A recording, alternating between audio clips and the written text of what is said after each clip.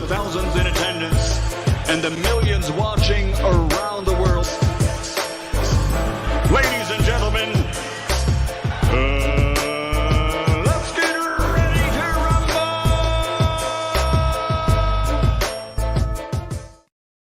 Yeah. What's up? This that boy Coach Malachi Williams in the building. We back. New Media Today USA Boxing. We are back. Hold on, guys. It's a light that's...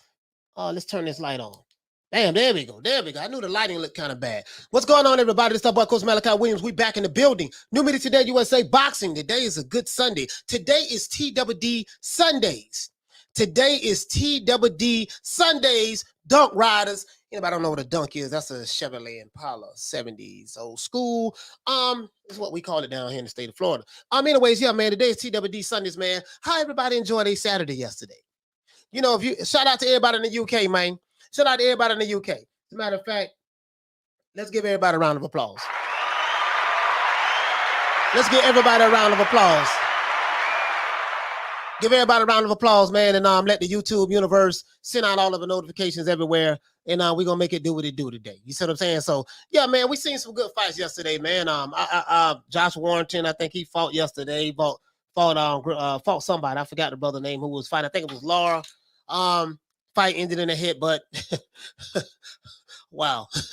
You know what I mean? So anyways, really wasn't much really going on. Heard some good news about Eddie Hearn yesterday as well. You know what I mean? Eddie Hearn is gonna make it do what it do as it relates to this Terence Crawford purse bid.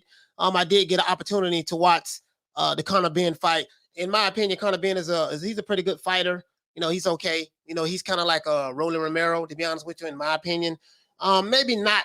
He might be a little bit better than Rolly, but the guy, Conor Benn, I love his dad. You know what I mean? I'm not sold on the young Conor Benn yet, to be honest with you. From what just the eye test, to me, he loads up on a lot of his punches. And we saw that yesterday, just loading up, like he was Clubber Lang, you know what I mean? And he's not going to beat any of the top welterweights like that. As a matter of fact, he's gonna get put to sleep if he run up on if he come across the pond and come over here, and if he runs up on Vergil Ortiz or Ennis or Terence Crawford or or even Errol Spence, his ass gonna be out of gas. It's gonna be a done daughter for him, right? So just pretty much me after watching the Conor Benn versus Adrian Granados fight, on DAZN, and I love DAZN. You see what I'm saying? And I've come to this conclusion that Conor Benn is not ready for any of the elite welterweights. He's not, just in my opinion. My critique of Conor Benn, as I said before, is that he loads up on his punches all the damn time. You know when he's going to throw a punch because he's going to let you know when he's going to throw a punch, right? So now, he's the type of guy, he has to try to blitz you and get you out of there early in the rounds. Granados did pretty good. He went 10 rounds. Granados exposed a lot of stuff, right? As it relates to Conor Benn. Now, Conor Benn won the fight now. Don't get me wrong. I'm not banging on Conor Benn. I'm just giving out my honest criticism and analysis of this guy. You see what I'm saying? And my critique of Conor Benn is he loads up on his punches all the time, as I said before. He literally was swinging in the air trying to land that one knockout blow against Granados. Like, literally. Like, it's like Conor Benn, he kind of he started the third round. I think it was the third round. The third round, he started out very poorly, right? He missed so widely that he did a full 360-degree spin in the air like a ballerina.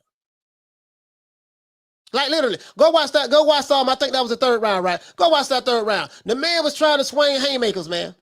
The man was swinging for the fences. You see what I'm saying? Now, I will say this. To be fair to Conor Benn, he did get the win in a unanimous decision. He did get a unanimous decision win against Granados, to be fair. You know what I mean? And maybe he probably was a bit anxious because he was trying to please the crowd and all of that stuff there. But I'm going to let you know something. This is for all you Conor Benn fans. But if you think that he's ready for any of the top welterweight champions in the division, he's crazy as hell. He's not ready. Now, I'm not saying that he should not fight them. I want to see him fight them so he can get his ass beat. Because he going to get his ass beat if he come in there looking like Clubber Lang, trying to take people's head off and doing 360-degree spins in the ring. Loading up on your punches. He's a good fighter. Young kid. I like him. But he's green. And I like the way that they are moving him along. Don't put him in there with no killers yet. Do not put him in there with Ortiz. Do not put him in there with Shawn Porter. Do not put him in there with Crawford. Don't put him in there with Errol Spence. You know what I mean? Don't put him in there with any of those guys. Don't put him in there with Boots Ennis. They will devour Conor Benn. They will devour him. Literally. Literally. You see what I'm saying? Adrian Granados is a good fight for him. Now, Conor Benn did say that he would like to fight Adrian Granados. He said he'd like to fight Adrian Granados next. And in my opinion, that would be a damn good fight. I will have Conor Benn winning that fight because we know AB don't let his hands go. So, you know, Conor Benn to beat Adrian Granados, in my opinion. You know what I mean? Because AB ain't going to let his hands go. We know that, right? But we will see what the future will hold for the up-and-coming young fighter, Conor Benn. So shout out to Conor Benn. Shout out to your father as well. You know what I mean? But my opinion, man, you need to stay away from them gangsters, boy. Stay away from them, dog. You ain't ready. You ain't ready, in my opinion. You know what I mean? But who am I? You know, my opinion doesn't mean anything. The only thing that matters is what you believe. You see what I'm saying? Now, good news is, plus we heard Eddie Hearn has confirmed that he will be placing a bid on the purse bid with Shawn Porter and Terence Crawford. So that's a good thing. That's a good thing, right? So now, do anybody think that Conor Benn is ready for any of the elite fighters? Anybody? I would love to see him in there. He's only 24. Yeah, I get it. I know he's only 24. But this is the difference, though. Graham Taylor. Conor Benn is only 24. Vergil Ortiz is only 23. But yet they're talking about Vergil Ortiz fighting Terence Crawford or Vergil Ortiz fighting any of the champions. But they're not talking about that with Conor Benn. Vergil Ortiz is ready for the championships. You know, with Conor Benn, well, he's only 24. That tells you right now he's not ready. You know, you feel me? You feel me? He's only 24. So I get what you're saying, though, Graham. I get what you're saying, but there's a difference, though. He's only 24 versus Ortiz. Ortiz and Boots is ready now. You see what I'm saying? So that you're confirming what I'm already saying, basically. You know what I mean? You're confirming what I'm already saying. Shout out to everybody in the chat. So you know how we gonna do it. Let's do the OJ Juman style. Shout out to Colin Fort. The stickiest of the icky. You want to smoke with the old boy Rick James? Sorry about that, guys. That was the wrong sound effect. That was the Rick James sound effect. Shout out to Colin Fort. Hey, okay. Shout out to PBC Fanboy. Hey, okay. Shout out to Baltimore Racks. Hey, okay. Shout out to Thomas Cruz. What's happening? Hey, okay. Shout out to Halim and the Queen, Lisa Bells. Hey, okay. Shout out to Javon Soto and Supreme Tax. What's happening? Hey, okay. Shout out to Graham Taylor and Michael Knight. Where's Kit? Knight Rider. Hey, okay. Shout out to Fury and Survivor and Shelton Moore, my main man Shelton. Hey, okay. My co-host. Shout out to Peter Barnarks and PBC Fanboy. Hey, okay. Shout out to Damon Wester and who else we have? Richard Slutsky. Hey, okay. Shout out to my main man Charlo. Hey, okay. Shout out to Peter Reeves. And my main man, salute the Shadow Ghost. Hey, okay. Shout out to Rob Riv Shows and Bruce Goes. Hey, okay. Shout out to Paul Evans and Imesa. Hey, okay. Shout out to Eddie Cetera with the link read. Hey, okay. Shout out to Damien Wester. Hey, okay. Shout out to Ralphie boy. What's going on, Ralph? Hey, okay. Shout out to Peter Reeves. Hey, okay. Shout out to who else we have? J.H. Letha. What's going on, fam? Shout out to Uwapo. Shout out to Owen Jackson. Shout out to Bon Scott. Hey, okay. Let's see. Make sure I don't want to forget everybody. And I think that's it. Let's get into this. Shout out to Halim, Coach Aski, MTK Global. What's going on? JBN Boxing, John's Boxing News. Salute to you too, fam. Hey, okay. Let's get into this. Now, as I said before, man, my main man, Conor Benn, man, he's a good young fighter, good, strong young fighter. Look mean, you know, always mad, upset all the time. He reminds me a lot of Rolly Romero. He reminds me a lot of Rolly Romero. Always mad, mouth poked out, look like, you know, if you look at their face, they look like a killer on top of a killer on top of a killer. You know what I mean? But from what I've seen last night, just watching them, I don't, you know, I watched that fight very intently. I think I missed the first round, but I caught it from the second round on. And I have the zone on my app on my phone right here. I have the zone on my phone. You know what I mean? So I watched it on there, and you know, I mean, he's a good kid. You know, he has potential. I'm not sold on him though. And he was hitting Granados with some shots. And I think what Conor Benn needs to learn is this. He tries to knock everybody out. Yesterday was a perfect example. He was loading up on them shots, boy. Like you saw them shots coming from a mile away. Okay, watch out, I'm finna throw the right hook. Okay, wait a minute. Here come the left hook. Okay, wait a minute. Here come another hook. He was just throwing hooks and hooks and hooks and hooks and hooks. And it's like, damn, where was his jabs? Okay, you're not going to be able to knock this guy out. So can you methodically break him down and get him out of there? You see what I'm saying? And you're not going to knock everybody out. But, you know, this is what happens. And then when you were catching them with clean shots, you couldn't get him out of there. Right? And then in the 12th, this is what killed me too. And then in the 12th round, you know, when Granados is dancing around the ring, Granados turned his back on Conor Benn at one time and started jogging. He turned his back on him in the 12th round and started jogging. You know, a lot of the punches that I saw that Granados was getting caught with, some of them was flesh, but a lot of them where he was rolling with it as well. He was rolling with the punches. Oh, Damon West, so what you say? Granados was rolling with his punches all fight. Yeah, you're right about that, fam. He was. Yep. I was just saying the same thing you just said. You're right about that.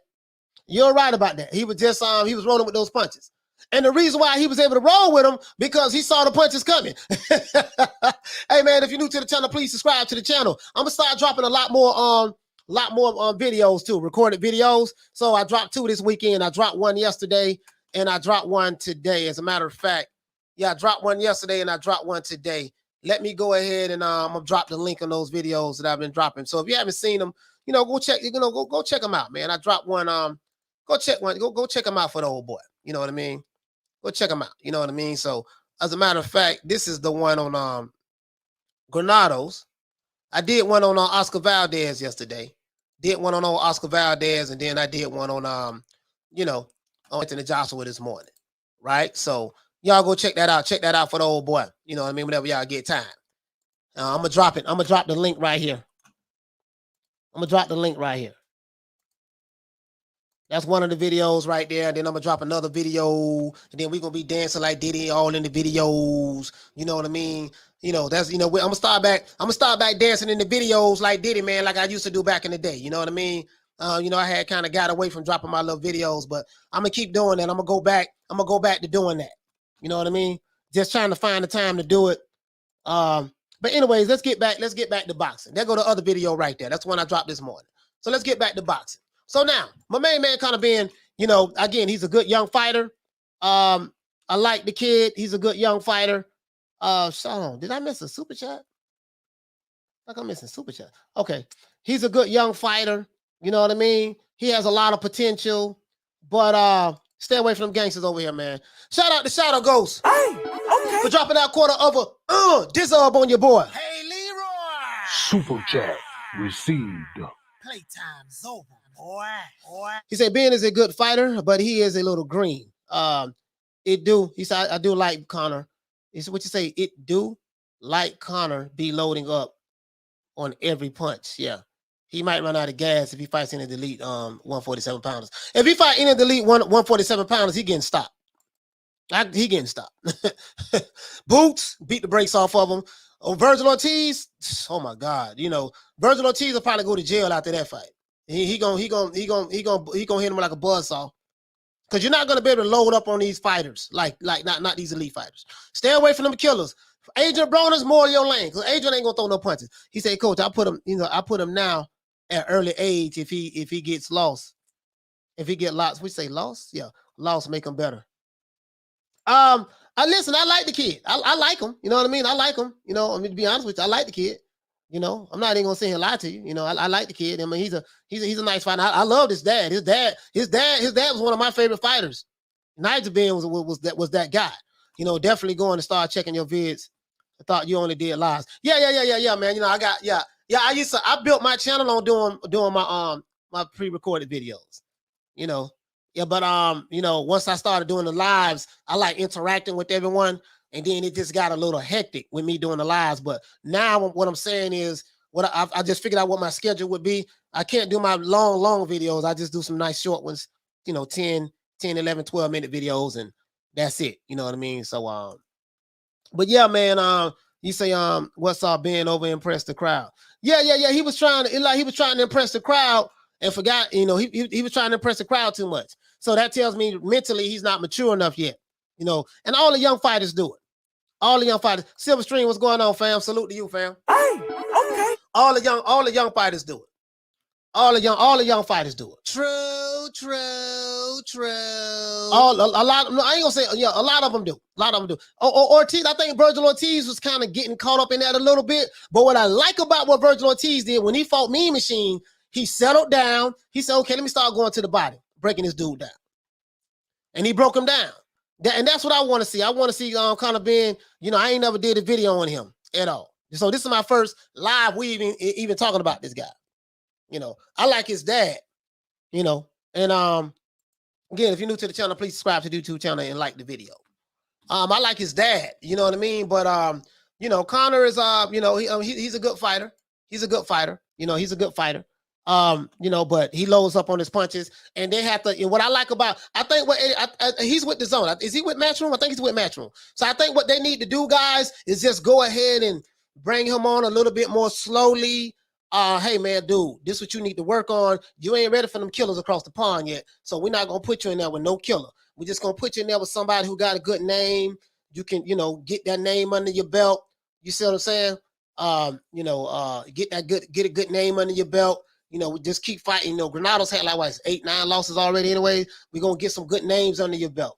You know what I mean? Nigel, and yeah, hey JB, you're right about that. Ortiz is younger than Ben, but this is the difference though. When you hear them talk about Ortiz, they're saying, man, Ortiz is ready for the next level to fight the champions. With Ben, he's just only 24. He still got more to learn. I'm like, well, goddamn, Ortiz ready? How come Ortiz ready and Boots ready, but this guy still got more to learn? You see what I'm saying? So everybody developing at a different rate. You know what I mean? Now, this is not to say that he's not going to be a great fighter. A great fighter. You know what I mean? But he was expecting Granados to fight toe-to-toe. Granados didn't want those hooks. Nah, I mean, why would he fight toe-to-toe? That's dumb anyway. Yeah, okay, let's fight toe-to-toe so I can show you what I got. Let's fight toe-to-toe. You hit me, I hit you. To this day. I mean, you're fighting a younger, stronger fighter. So, and then if he didn't fight you toe-to-toe, you should have been to say, okay, he's not going to fight the kind of fight that I was expecting him to fight. Let me go ahead and methodically break him down. You see what I'm saying? Easy Dime said, yeah, he should fight AB. The problem. Yeah, he should fight AB. That he'll get a good win on AB. That'll be a good name on his belt, and he'll beat AB. He'll beat AB. And the reason why he'll beat AB because AB ain't gonna throw no damn punches. You know what I mean? Another 3 fights for Ben, he'll be ready. Ready for what? What he'll be ready for, Colleen?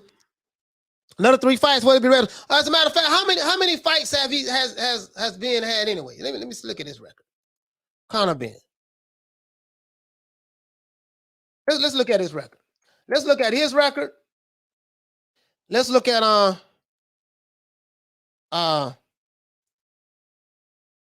let's look at his record. Okay. Let's look at got a couple people records we're gonna look at. We're gonna look at this guy's record. We're gonna look at this guy's record, and we ought to know what one of my other favorite fighters is. We ought to know what he looking like. We ought to know what he looking like. You see what I'm saying? Looking like. Not look like, looking like. See, he looking like this, he looking like that. Okay, cool. So now, this is Paul Young. What you say, fam? Paul Young say he needs to fight the best UK lads. He's avoided them like Kelly and Combs. Okay. So yeah. Y'all put me up on what's going on in the UK. What's going on in the UK? So hey, salute to the Queen Arlette. Hey, okay. Salute to Arlette. You know what I mean? So Yeah. Arlette is in the building. What Candace, let me say, he say no jab, can't fight on the inside or on the back foot. Yeah, man. Like He said another 3 fights, he'll be ready. The crazy part about it is I think he's picking up bad habits. I think he needs a new trainer, myself. I think he needs a new trainer. So anyway, let's look at this. Conor Benn has had 19 fights. He's had 19 fights. Finna pull him up right now. He's had 19 fights. Conor's had 19 fights. Now, he has some good names on his belt now. Sebastian Formella, that was unanimous decision. Shawn Porter fought Sebastian Formella, went 12 rounds with him, unanimous decision. He fought Samuel Vargas. That's a good name on his belt. He stopped him in the first round, you know. He fought Adrian Granados. We know that. So those are three good names he got on his belt, right? That's what he has. So he has 19 fights. So he's not ready. But I'm going to show you guys the difference, right?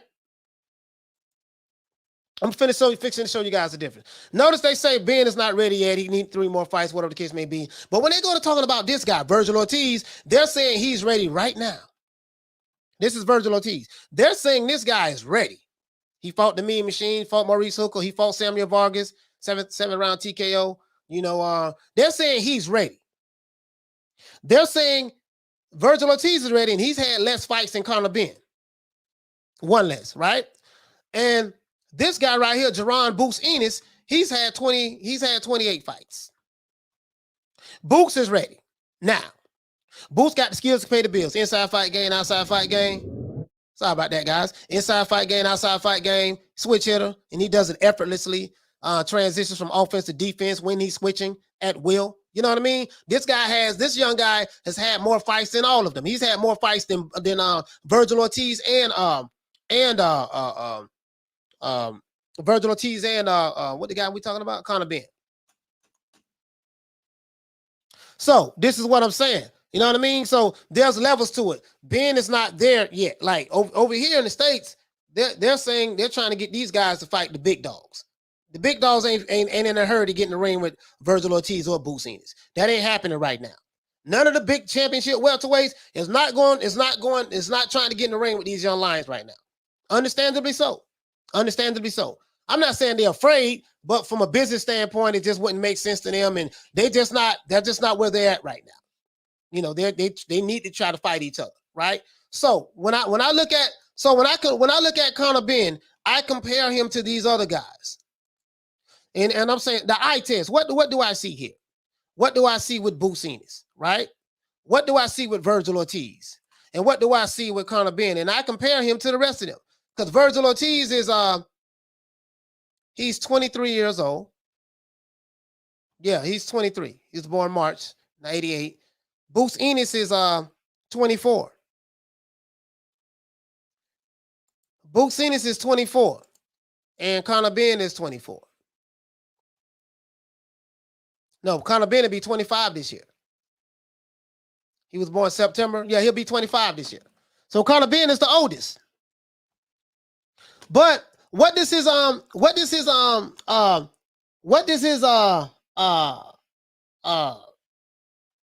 he doesn't have a hell of a amateur background, right? Does he? I don't think. Does he have a hell of a anybody from the UK? Does he have like a hell of a I can look right here. Hold on, I'm tripping.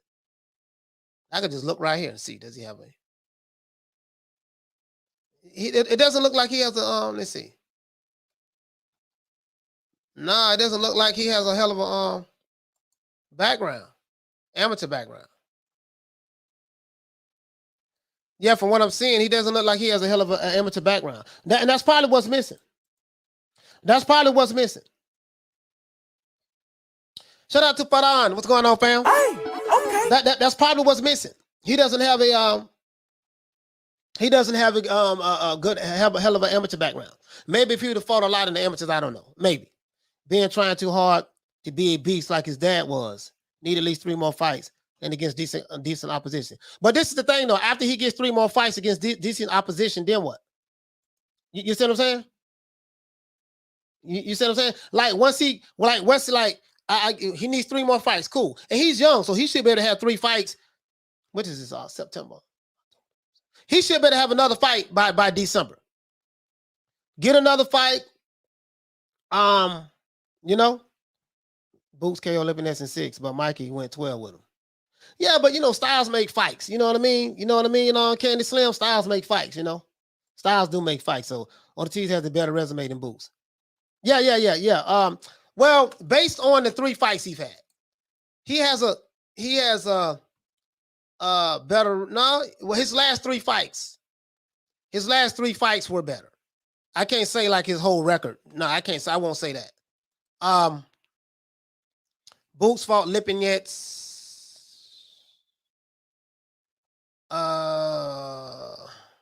You know what? You're right.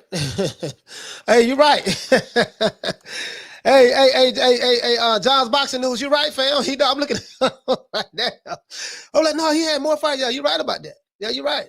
I mean, Boots had more fights, but the more fights that he's had, or I think Ortiz has, the better, especially his last 3 fights. Especially his last 3 fights. Yeah, you're right. I can. Man, that's kind of tough though. But Boots only fought 1 guy, really that we know of. You know what I mean? So you know what? You're right. Hey, JB, you're right. You're right, fam. I can go for that. You're right. You're right. Ortiz got a better resume. Ortiz got a better. Let me see. Who Conor Benn fought? Conor Benn fought Adrian Granados, Samuel Vargas, Sebastian Formella. Yeah. Well, you know what? I think Conor Benn and Ortiz, they're kind of similar. I think their resume is pretty similar. I think Ortiz have an edge over Conor Benn because Ortiz fought the Mean Machine. Mean Machine has a hell of a amateur background. Mean Machine, hell of an amateur background. Hell of an amateur background. And Mean Machine only had 1 loss. His loss was to Terence Crawford. He got knocked out in the 8th round against Terence Crawford. And against Boots, he got knocked out in the 7th round, I think. Something like that. So if something 8th or 9th round, I think Crawford knocked him out in the 9th round, and Ortiz knocked him out in the 8th round. You know what I mean? So Ralphie, what you say, fam? You say has what you say, fam? You say has Ben fought in the US yet? No, he hasn't fought in the US yet, fam. He hasn't fought in the US yet. Shout out to Troy. Hey, okay. What's going on, Troy? Yeah. He said how you can move Conor next, then Con, and then Porter. I wouldn't mind seeing that fight between Boots. I mean not Boots. Conor Benn and Shawn Porter. I wouldn't mind seeing that because Shawn Porter ain't really got no knockout power like that. Shawn Porter so he ain't got to worry about getting knocked out. He got to worry about I could see them 2 clashing heads if Shawn Porter and Conor Benn fight each other. I'm trying to understand your eye test different. I'm trying to understand your eye test different. Yeah, the dude PBC fanboy say Boots' resume is hot garbage. Well, when people tell me somebody's resume is hot garbage, then I say, okay, well, who out there you want to see him fight? And is that person willing to fight him? Resume means nothing in the ring. You're right. Hey, okay. What does that mean? His resume hot garbage. Okay, so you saying all that to say what? Does that mean he can't fight? Does that mean what? Who would you PBC fanboy? Who would you rather see him fight? That's one question. And then 2, who is that fighter that you want to see him fight willing to fight him? You feel me? Because if it was up to me, everybody be fighting everybody. Mean Machine was a bronze Olympian. Yeah, bronze medal. Yeah, he was. James said, and he fought the boy from Texas. You see what I'm saying? Just to me, you know what I memean? He say CB needs to mix up his punches more. Lomachenko. He needs another trainer, dog. He needs another trainer.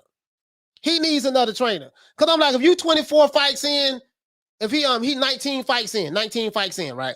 He 19 fights in, man, he need another trainer. Because he fights the damn near the same way. Now, I will say this. Against Formella, he used his jab a lot more, to be honest with you. He loses his jab a lot more. Last night, I don't know what the hell that was. He clearly won, but you feel me? It wasn't impressive. It wasn't impressive. And then in the 12th round, he went to when Granados had turned his back on him and started jogging. And then he looked at him and he threw his hands up like this. Conor Benn was hitting himself on the thigh, like, come on, yelling at come on, let's go. Because, I'm like, dude, I get it. You mad because he don't want to engage with you the way you want him to engage. Listen, when we're fighting, it's not my job to do the things that you want me to do to fall into your game plan. You feel me? Hi, Coach. High five fans. Not sure how long I'll be staying on. Yeah, man. Shout out to my man Teach. Hey, okay. To this day. You see what I'm saying? It ain't my job. Shout out to the Queen, Karma Serene. Hey, okay. For dropping that quarter of a disub on your boy. Hey, Leroy. Super chat received. Playtime's over, boy. Carm said, peace, happy Sunday, coach, and salute to all my weeples in the chat. Salute to the Queen, Karma Serene. Hey, okay. Yeah. You see what it is? See what it is, Yeah, boy. man. See what had happened was, What? let's go. Karma Serene, the Queen. Now, let's see. Alan Skill, what you say, fam? You say, coach, I think Conor is a very entertaining fighter. I am biased. I was a fanboy of his dad, though. He is right up your street, though, coach. He is angry and wants conflict. Yeah, he wants conflict. Listen, I want to see him in the ring with Ortiz. If it was up to me, he'll be fighting Ortiz or Boots next. You want the smoke? Good. I'm gonna put you right in there with him. You can get all the smoke you want. Easy Dime say, F it, Tank versus Ben, make it happen. Tank and Ben. Oh yeah, Tank at 140. Unless Tank move up to welterweight. Yeah. That fight can happen. Who's calling out Boots? I forgot. Ain't nobody calling Boots out. Nobody. Ortiz ain't even calling Boots out. He ain't even calling Boots out. They don't want to make that fight right now. They saying that fight to happen later on down the line. He has the skills to pay the bills, but he's fought nobody. But sadly, in this age of boxing, it's all about protecting your oath, so no one will fight him. Hey, PBC fanboy, this is my thing on that though. People want to protect their oath, but guess what? You know why that's so crazy to me, fam? I'm gonna tell you why that's so crazy to me. People want to protect their oath, but if you fight the guy, you very well may win and you may still be protecting your oath. You see what I'm saying? Like, you still got to fight. So, but I get what you're saying. It's like they don't want to fight any fighters that are high risk. So this is the thing. When you have those kind of fighters that have the skill set like that, it's going to be kind of hard for them to get the fights that me and you want them to see, PBC fanboy. Then we're relegated to seeing this guy say, man, I got to get somebody in the ring. He got to fight somebody. And then when he just fights somebody because the guys who do have a name don't want to fight him, then we sit back and say, oh, man, you ain't fought nobody. While acknowledging the fact that, hey, man, but the guys who are somebody don't want to fight him. He has to fight. You see what I'm saying? You get what I'm saying? Like, if don't nobody want to fight you, you got to fight whoever is willing to get in the ring with you.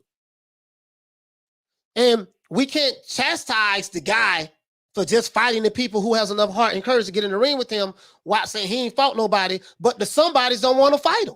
You feel me? So that's how I look at it. He says Granados fought Broner, Danny Garcia, Conor. Conor on his resume, does that mean he's better than Bud? So resume narrative don't mean anything about opportunities. No, it doesn't. Yeah, it doesn't. Yeah. No, it doesn't. Yeah. Yeah, I ain't never seen nobody get beat by a resume. You know what I mean? Resume is everything. Like applying for a job, it means experience. Yeah, it means experience, but in the sport of boxing, I never seen anybody get beat by a resume. I got a better resume than you, so it's guaranteed that I'm gonna win. Oh yeah. Okay. I can give you a million examples of better resumes getting their ass whipped in the ring. Well, I can give you a million examples of better resumes getting their ass whipped in the ring. Bon Scott, elephant in the room is why Josh moves up to 147. They need to worry about him, not each other. I guess. Oh, you saying when Josh moves up to 147? Well, we won't know. We won't know they need to worry about Josh Taylor until he move up. I'm the type of guy like this. If you move up in weight, nothing is guaranteed in boxing. We won't know who is who until they fight each other. We can speculate. We can say, yeah, if he fight this dude, well, you see, when he fought what's the name, and then he went on around the corner and he fought such. You see how that worked out. So if he whooped him, you know what he gonna do to him. Well, I can give you a million examples of fighters beating a killer in the ring. Perfect example. George Foreman in the 70s was destroying all of the fighters that Muhammad Ali fought. He beat the brakes off of Joe Frazier. Beat the brakes off of Ken Norton. Everybody damn near who Ali fought, the top tough guys, the guys who beat Ali, Ken Norton, I think Ken Norton and Frazier broke Ali's jaw. And broke his jaw, Foreman ran through them. So surely Foreman is the favorite. Oh man, it's Big George. Big George's gonna run through Ali. Ali been boxing for 14 years at that time. He old, George young and strong and big, and he running through the competition. Ali got the better resume, right? Ali got the better resume in that case. But what I'm saying is, even if George Foreman would have had the better resume, he still would have got his ass whooped because styles make fights. You see what I'm saying? So Ali did not win that fight because of his resume. He won that fight because he had the skills and the intelligence, and he executed his game plan to perfection to get the guy out of there. But everybody betted on George Foreman. Everybody betted on George Foreman, dog. Like, wasn't nobody betting on Ali. You know, I mean, there was some people betting on Ali, but you get what I'm saying, though, right? So, I mean, you know, that resume didn't help Ali win that fight. Because George was running through every goddamn thing. And guess what? When George Foreman fought Joe Frazier had a better resume than George Foreman. Ken Norton had a better resume than George Foreman. And guess what? He knocked their ass out. Mike Tyson beat people before they entered the ring because of his resume, to an extent. No, I don't think it was because of his resume. I think it was because they were scared of that punching power. Mike Tyson, they were scared of that punching power. Hey, they were scared of that punching power. He said, Coach, what about Caleb's resume? Yeah, Caleb Plant ain't really fought, and Caleb Plant ain't fought nobody. You know? Caleb Plant ain't fought nobody, but I don't hear anybody,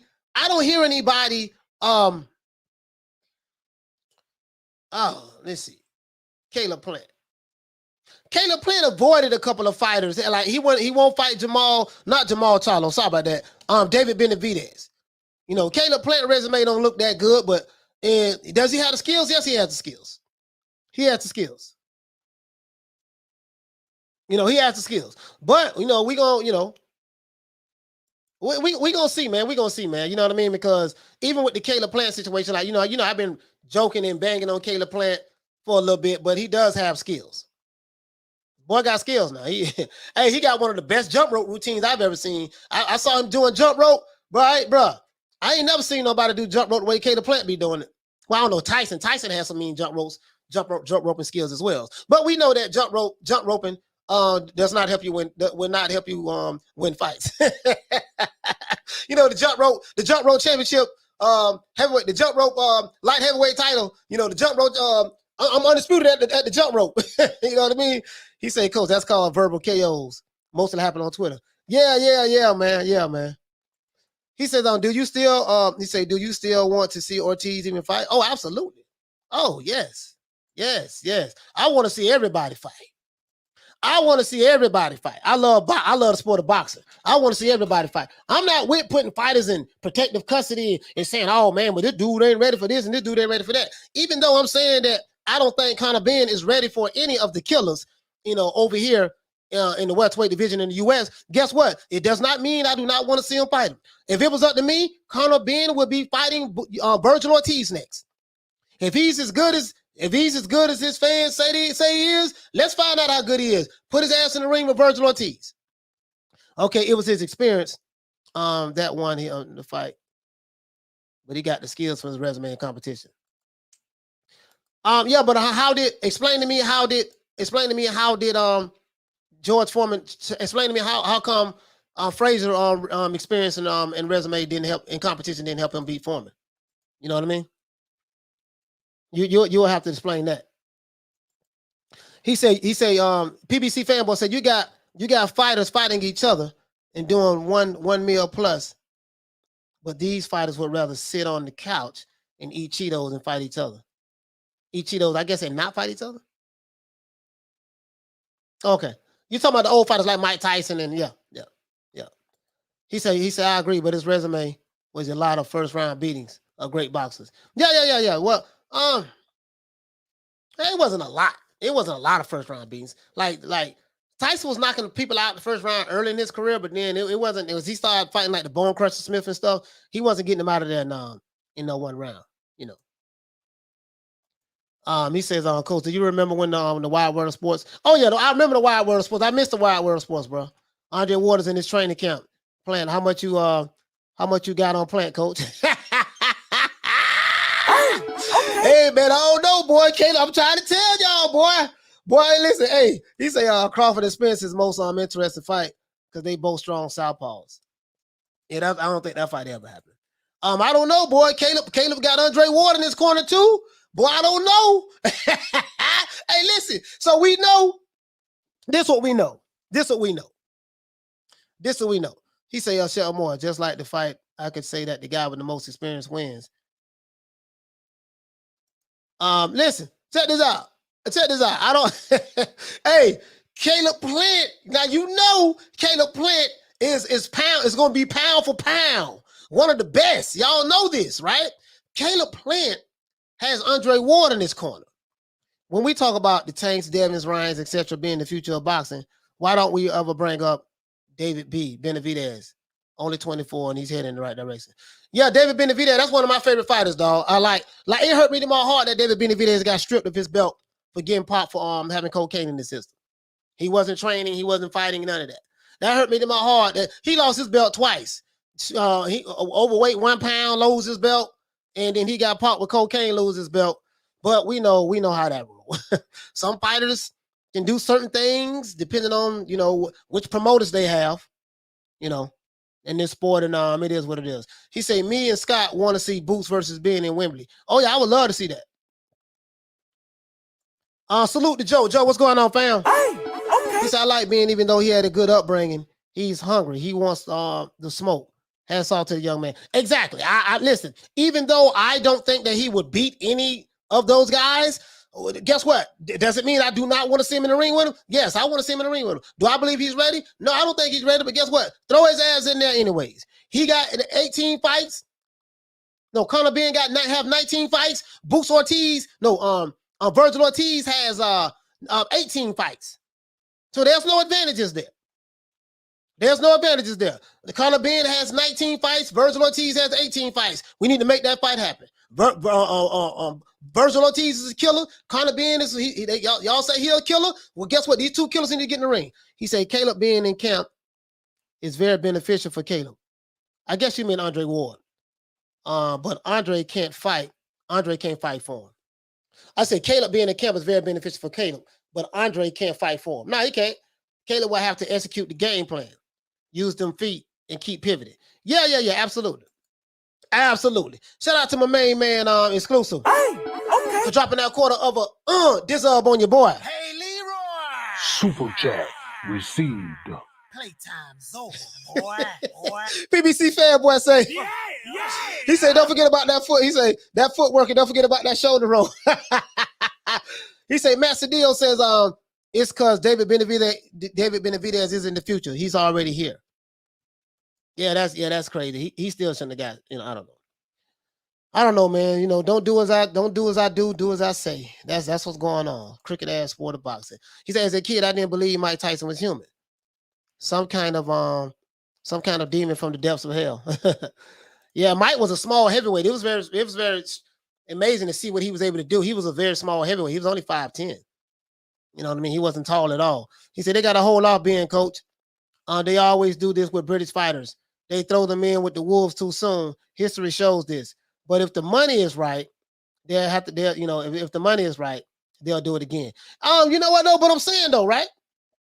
I'm saying, Conor Benn is a killer. So he's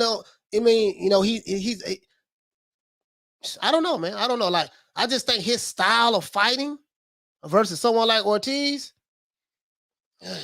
you could knock Granados out. You couldn't even cut the ring off and knock him out. So, and you're not gonna knock everybody out. You know what I mean? He say, throw Ben in the water and see if he can swim. Exactly. Throw him in the water and see what he got. If he this killer, he said, Coach, no one is ever ready until they show people by taking bold steps. Exactly. And this is why I'm saying, I am Dave. Just because I'm saying that I don't think he's ready for those guys, that doesn't mean anything. That's just my opinion. My opinion does not make me right. Just because I'm saying this, on this show, guys, it doesn't make me right. I could be 1,000% wrong. You see what I'm saying? Conor Benn may walk in the ring and destroy Vergil Ortiz. But guess what? I damn so want to see it. I damn so want to see it. I would love to see it. He may come in the ring and beat him like Clubber Lang did Rocky in the first fight. Ben promotes a fight pretty good, though. He likes to run his mouth. Yeah, that's good. And that's what I like about Conor. What I like about Conor talk that shit. I like that. Hey, okay. Conor talk that trash. To this day. So I'm hearing that they want to match him up with Adrian Granados. That'll be a good fight as well. Shout out to Lady Shan. Hey, okay. Lady Shan is in the building. Yeah. Yeah, man, I would love, I'm telling you, bro. Like, yeah, I would love to see that. I would love to see that. I would love to see him in there. If he this killer, let's see how much of a killer he is. Master Dio say Warrington is done as an elite fighter. Yeah, Warrington, it's a wrap. It's a wrap. He say if Benavidez was under Reynoso, maybe he wouldn't have been stripped. He probably would have got Canelo on Benavidez. Nah, it ain't even that. His promoter would have had to be Bob Arum. If you connected to Bob Arum, you can get away with all the cheating you want. You can take all the drugs you want. My opinion, forget about it. Every fighter should take whatever drug they want to take. Take all the PEDs you want to take. It don't matter no more. The hell with it. They just ball till you fall. Just take whatever. But in order for you to get away with it, you got to get with Bob Arum. Bob Arum is the promoter that's going to make you, you know what I mean? Is Warrington done as an elite fighter? Yeah, he done. And Warrington is done, Matt. It's a done daughter. Shout out to the JBN. Hey, okay. For dropping that quarter of $2 on your boy. Hey, Leroy. Super chat received. Playtime's over, boy. JBN saying, Coach, I think Benavidez needs to lead the PBC. Yeah, I mean, it's not really working out for him, you know what I mean? But they love Al Heyman so much, so, maybe it is. He said, Coach, have you seen Wilder's new training video in the ocean? The slow-mo was off the hook. Yeah, I saw that. I saw that. I saw Wilder latest video, man, in the ocean, man. As a matter of fact, let's see, can we pull that up? Guys? Hopefully I don't get no copyright strike or nothing. I shouldn't. As a matter of fact, this is what we're gonna do. Oh, this is it right here. This is it right here. There it go. There go Wilder right there. You see him? Going up under the water? Or you can say water or water, however you say it. You know what I mean? I say it in my country, man. You're going up under that water, man. He swimming. You see him. You see him. You see him. Look like he just going in there getting purified too. Flexing. You see what I'm saying? You see Deontay. He look like he focused though. You see what I'm saying? Look like he focused. He look like he's free. You see what I'm saying?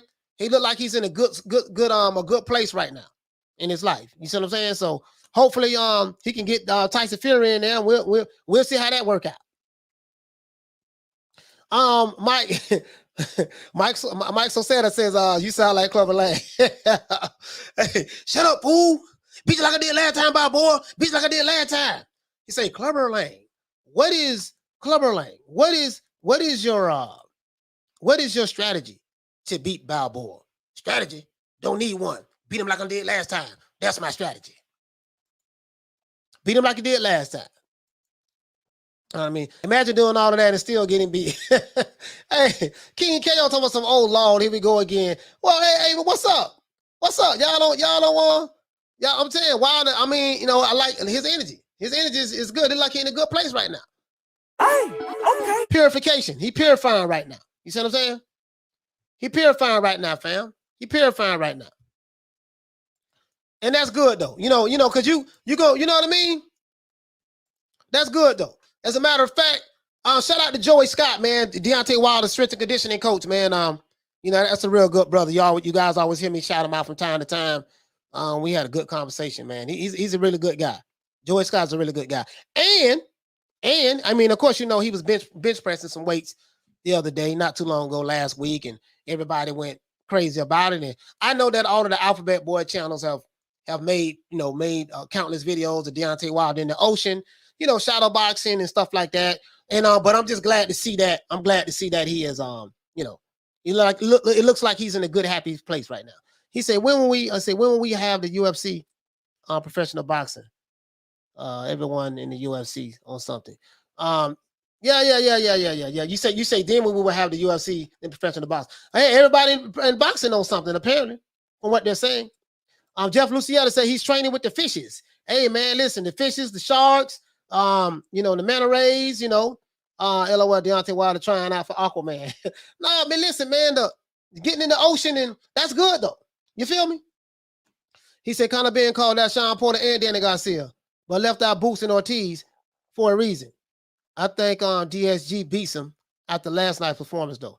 Danny Garcia, he'll catch Conor Benn with that left hook. I think he'll catch him that left foot. But Conor Benn may eat it, though. He may eat it. Who knows? Listen, the only way we're going to find out, these guys will have to fight each other. Shawn Porter says he's not fighting Conor Benn, so we're not going to get that fight. And Danny Garcia, I think these guys, Candy Slim, because they have fought, they have fought each other, the better competition. They're not trying to go back to get some young whippersnapper a shot so he can get it. You know what I mean? They ain't trying to do that. There's nothing in it for them from a business standpoint. You see what I'm saying? We would love to see the fight though, Candy Slim, but we won't get those fights. The young guys gonna have to fight each other. He say take an ass woman. You know? Oh man, he say Wilder watching too many Rocky movies. Hey man, Balboa, man, listen. He still use his legs on the legs on the press. Let's see. Let's look at some of these chats, man. I mean, look at what y'all saying in the chat. He say, Wilder is such a country Bama, such a Bama. Okay. I still really don't believe Wilder Fury happens. Yeah, man, I'm a guy who has no faith in Tyson Fury though. But I bet it's hard being a Tyson Fury fan, boy. Being a Tyson Fury fan and a Tyson Fury fan, boy. Well, fanboy gonna ride regardless. I see these fanboys, they get violent with people online. I'ma smoke you. I'ma come to your house, homie. I'm gonna come to your house, homie. These dudes be killing me, boy. Hey, guys, you gotta listen. Listen on YouTube. And I know you guys been on some of these channels. You got a whole bunch of studio gangsters.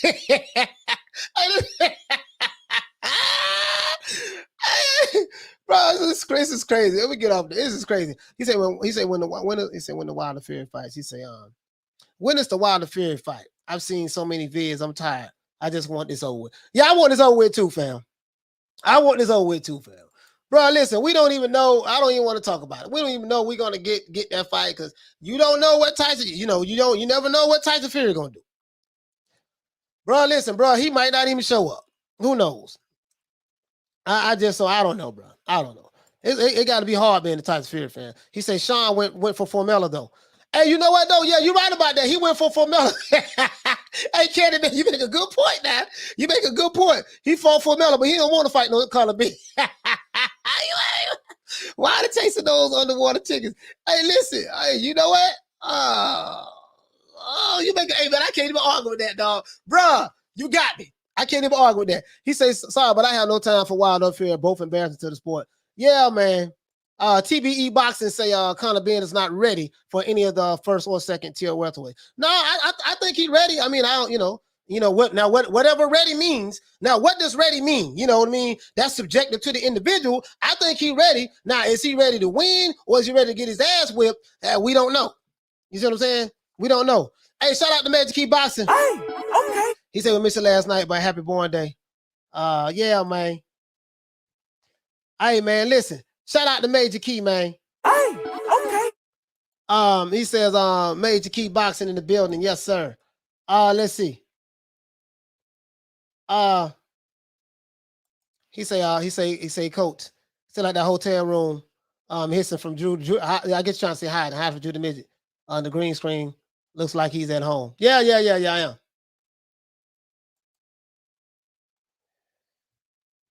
He's trying to say it's the green screen behind me. Nah.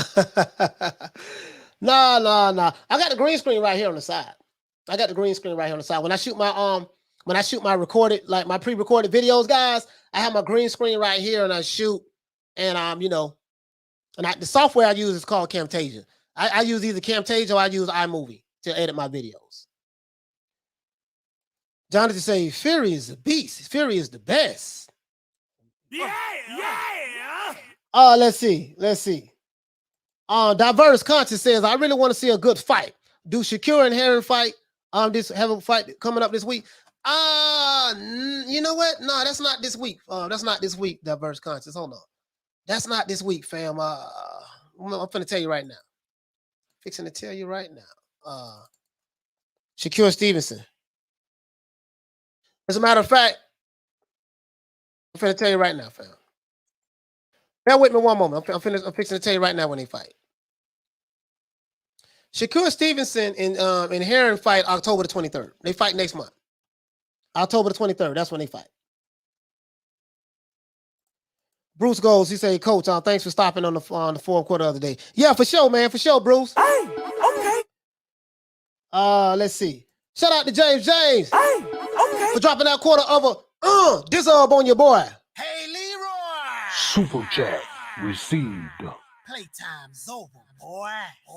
He said, I'm going to say something quite controversial. I don't think Shawn Porter is anxious to get in the ring against Bud. His energy doesn't seem like it was for Errol Spence or Danny Garcia. His energy does seem different, but I don't want to say he's not. You know, I'm always give Shawn Porter the benefit of the doubt because Shawn Porter he'll fight anybody. To be honest, I got to be fair to Shawn Porter. His energy is not the same, but I don't know if it's because I won't say he's afraid of Crawford. He's definitely not afraid of Crawford. His energy is not the same for whatever reason.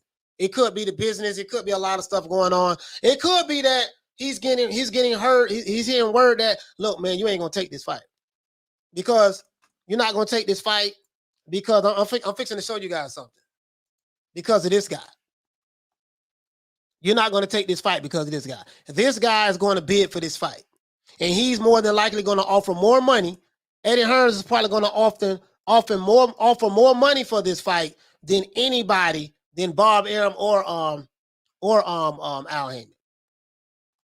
He said Mark Breland.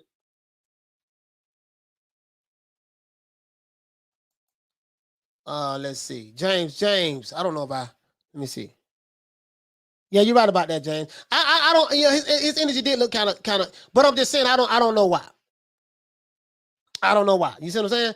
Boxing Pound for Pound said on October 9th, one person coming into work, another one coming into work.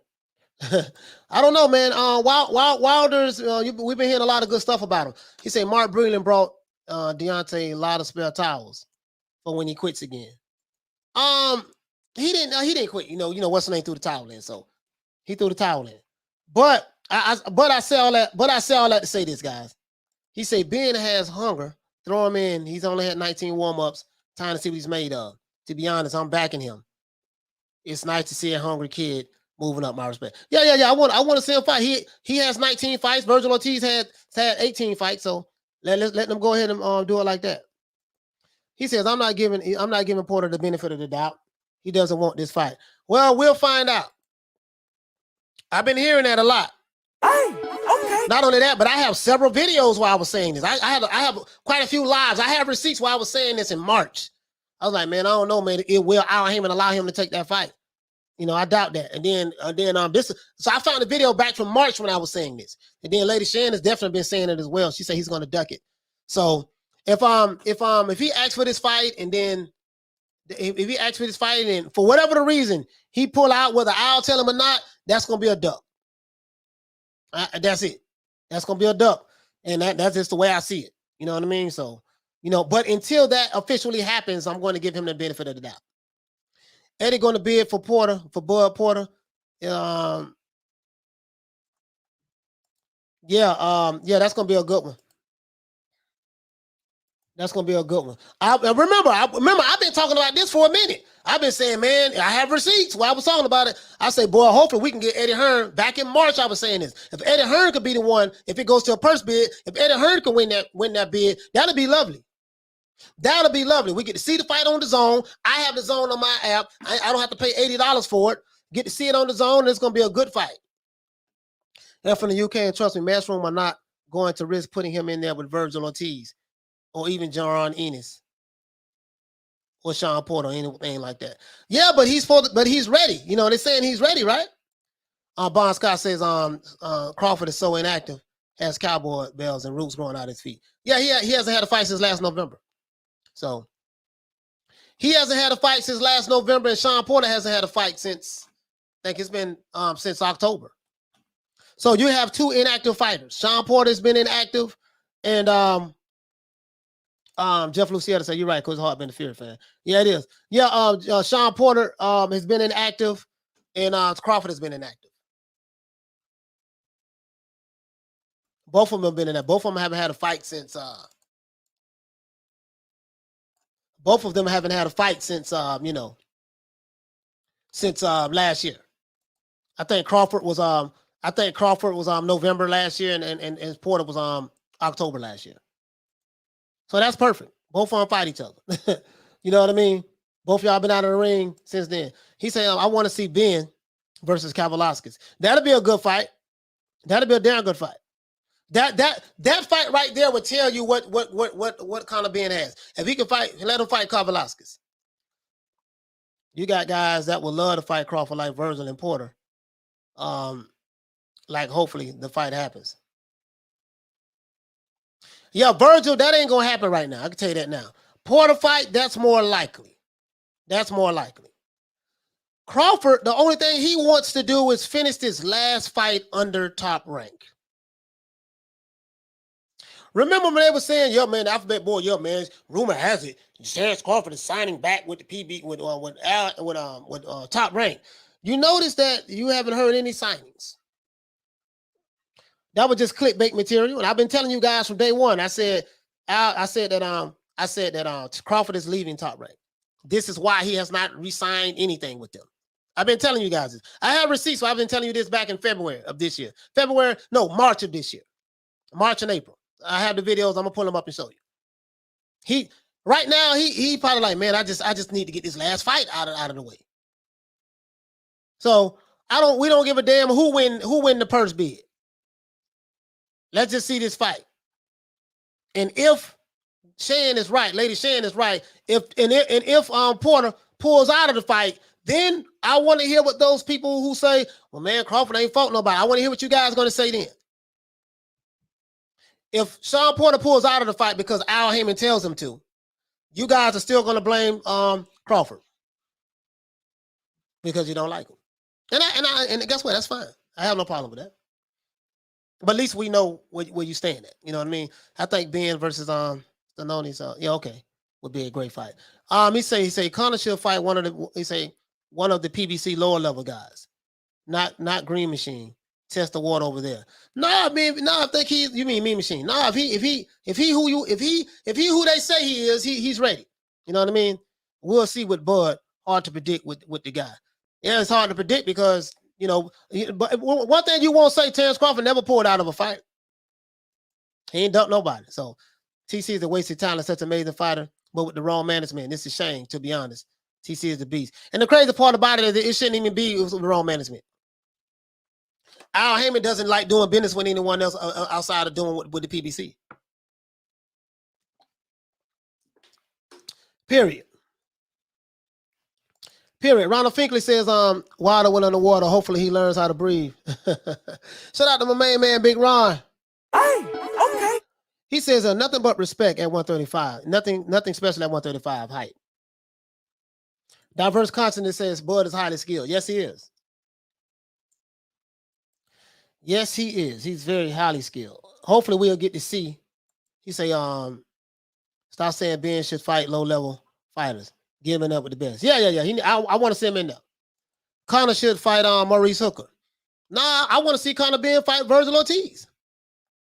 He's that guy. You feel me, James? If he this guy, we need to see what he got. Vergil Ortiz has 18 fights. Conor Benn has 19 fights. I want to see him fight Boots Ennis. Let Boots come to the UK. Ben trying too hard to knock someone's heads off. He needs to box more. That's his. Hey, Renee box. That's his style.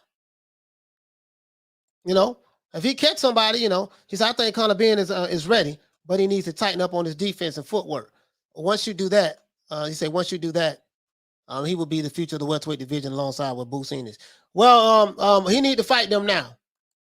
He need to fight them now because if he has defense and footwork issues, he's in trouble when he fights the elite guys. He's in trouble. He's in trouble. Tony Russell will beat anyone you put in front of him. He say Maxie Huggies. Maxie Hughes. What you say? Box great last night. Yeah. It was some good fights on. Listen, I'm gonna tell you something, guys. I really like this fight camp. I like this fight camp that Eddie Hearn has. I really like the fight camp. I think it was a great idea. I'm mad that none of the fighters in the US thought of it. I mean, none of the promoters or whatever thought of it. I think PBC was supposed to be something like that. Look, remember when the PBC first started out? They had 1 million fighters that they got from Golden Boy, right? They had all these fighters they got from Golden Boy and stuff like that, and I think they had some that Bob Arum might have dropped from Top Rank. And by them having a plethora of fighters, we were supposed to be seeing fights every week or every month. Or remember that, guys? Now you see the PBC, you hardly see a damn fight. Easy Dime says, Coach, everyone's sleeping on a Tunde Russell. Yeah, Tunde a bad boy. Renee Boxing says, wow, great point. Ben versus Ortiz will be great. Yeah, it'll be great while it lasts. Somebody getting knocked out. Nobody claimed when Tyson was knocking people out. No, people like to see knockouts. Renee Boxing say, true, his style. True, it's his style. But at least using the jab more would be nice. Yeah. Jamal James, Clayton would be hood fights to introduce in America. Okay. He say TBE Boxing says whoever saying Conor Benn is ready, do not see the Ben versus Granados fight. Yeah, I saw that fight last night, bro. I saw that fight, bro. It was the third round. He swung a haymaker so hard that he did a whole 360 spin. Literally, it reminded me of club. I was watching Rocky. Pin him over, Rock. Pin him over. Pin him over for you, Rock. Give me a bad boy. You're just throwing haymakers. Like you saw, watch out, here come the left. Okay, watch out, here come the right. You know what I mean? Like you saw the punches coming. Literally. Granados saw them coming. But he's ready. Throw his ass in there with Boots Ortiz. Throw his ass in there with Boots or Ortiz, or throw his ass in there with he's ready. He's ready. Conor Benn is ready. He don't need no more warm-up fight. He need to go. Come on over here, fight some of these gangsters, and pretty sure he'll do a good job with them. I don't know, Coach. I see sweet hands working with Andre. hey, I'm trying to tell you, boy. New media today, your guy, Eggplant. Yeah, man, I'm trying to tell you, man. I'm trying to tell y'all, dog. I'm trying to tell y'all. I'm trying to tell y'all, man. Listen, man. I'm trying to tell y'all, man. Doggone, you see Caleb Plant. You see Plant working out with Andre Ward now. So I told y'all with Caleb Plant, he got a little bit of Sugar Ray mixed with him, mixed with Floyd Mayweather. So he got Floyd Mayweather with a little bit of Sugar Ray Leonard. You know what I mean? I was gonna say Sugar Ray Robinson, but that's gonna be kind of I can't go that far. But he got a little Sugar Ray mixed in there with him. And then now if he get that Andre Ward style type, I don't know, man. Canelo might be in trouble. Canelo might be in trouble, fam. That's all I'm saying. He's saying what you say. Javon Soto says Blue Blood said Ben would be better for Danny Garcia. Yep. Okay. All right. Well, okay, we'll see what's up, man. All right. Katie Taylor. Katie Taylor's still the GOAT. That girl will fight anyone. Yeah. I had got Katie Taylor confused yesterday with Marshall. Because I was saying I wanted to see her fight Clarissa Shields, but I had got her confused with Marshall. I meant to say Marshall and Clarissa Shields. I think Clarissa Shields beat the brakes off Marshall myself. But hopefully we'll get that fight soon. Conor Benn doesn't need any more warm-ups. He needs a hot meal. Exactly. They saying he ready. They saying Conor Benn is that guy. Okay, well he need he don't need no more he don't need no more warm-ups. He need to fight the top tier guys. That's it. Yeah. I ain't giving nobody no pass. Irish Boxing says Irish Boxing facts. Katie is the real deal. Yeah. Katie the real deal. She got some hands. She got some hands. She would put them paws on your girl. She will hop, and she got a mean left hook too. She got a mean left hook. I'm like, okay, I like that left hook. Hey, okay. He said, I think this is not a question. Ben will never be ready for Ortiz. No, we can't say that because he may get in there and his style may be perfect to take Ortiz out. That's how you know they're haters of Canelo. Ward wants Canelo to lose so bad that ain't even going to happen. I don't know if him working with Caleb Plant makes him a hater. You see what I'm saying? Like, how does him working with Caleb Plant makes him a hater? Caleb Plant is maybe trying to learn some different things he wants to add into his arsenal. That doesn't mean that Andre Ward is a hater. You know what I mean? Like, that's just my opinion. He said, yeah, Plant taking real spicy fire. I'm super confident. He may fight quite well against Canelo, though. Yeah, he might. We might be just underestimating Caleb Plant. He might this might be the fight that defines his moment. You know what I mean? You're really squeezing everything out of the Canelo versus Plant fight. It's hilarious. Hey, I'm just saying, man. Like, hey, I didn't even bring it up. Everybody in the chat brought it up. I didn't even bring it up. You know what I mean? He say, I fell for the okey-doke with Billy Joe Saunders and Canelo. Don't do it again, man. You fell for the. Hey, man, listen. I'm falling for it again. Right now, I might be Caleb Plant. I'm gonna have to fall for it one more time. One more again, as we say it here in the States. One more again. Once again. So we just say one more again instead of once again. One more again. I'm gonna go for it one more again, and we're gonna see what time it is. You know what I mean? Caleb gonna come through like a quarter horse champ. So he got all the skills to pay the bills. Floyd he got the shoulder roll on lock. So we know that. We know that. You see what I'm saying? He got the shoulder roll on lock. We know that. For real though. So with the shoulder roll and the Sugar Ray Leonard footwork and working with Andre Ward, working on how to throw them body shots and he ought to know how to throw body shots. Working on inside fight game, which I don't advise having an inside fight game with Canelo. Unless he want to do the choke and smother style. He could probably do the choke and smother style, kind of like how Shawn Porter do. Shawn Porter just smother you. Maybe he can learn that style from Dre Day. I don't know, but Andre Ward don't fight like that. He say, Coach, with all this Plant, Coach, with all what Plant is saying and accusing Canelo, etc. If Plant fights Canelo, wouldn't he be going against everything he's saying? Shouldn't he pull out if he believes Canelo is cheating? Hey man, hey, you're right about that, but hey, that check, it's that check though. That's that check. He ain't finna turn down that check. Damn, Ben versus Ortiz at Women's Stadium will be mad. Yeah, that'll be mad. Julio said not Ward or them Victor Conte snacks vitamins going to save Plant from a Canelo whooping.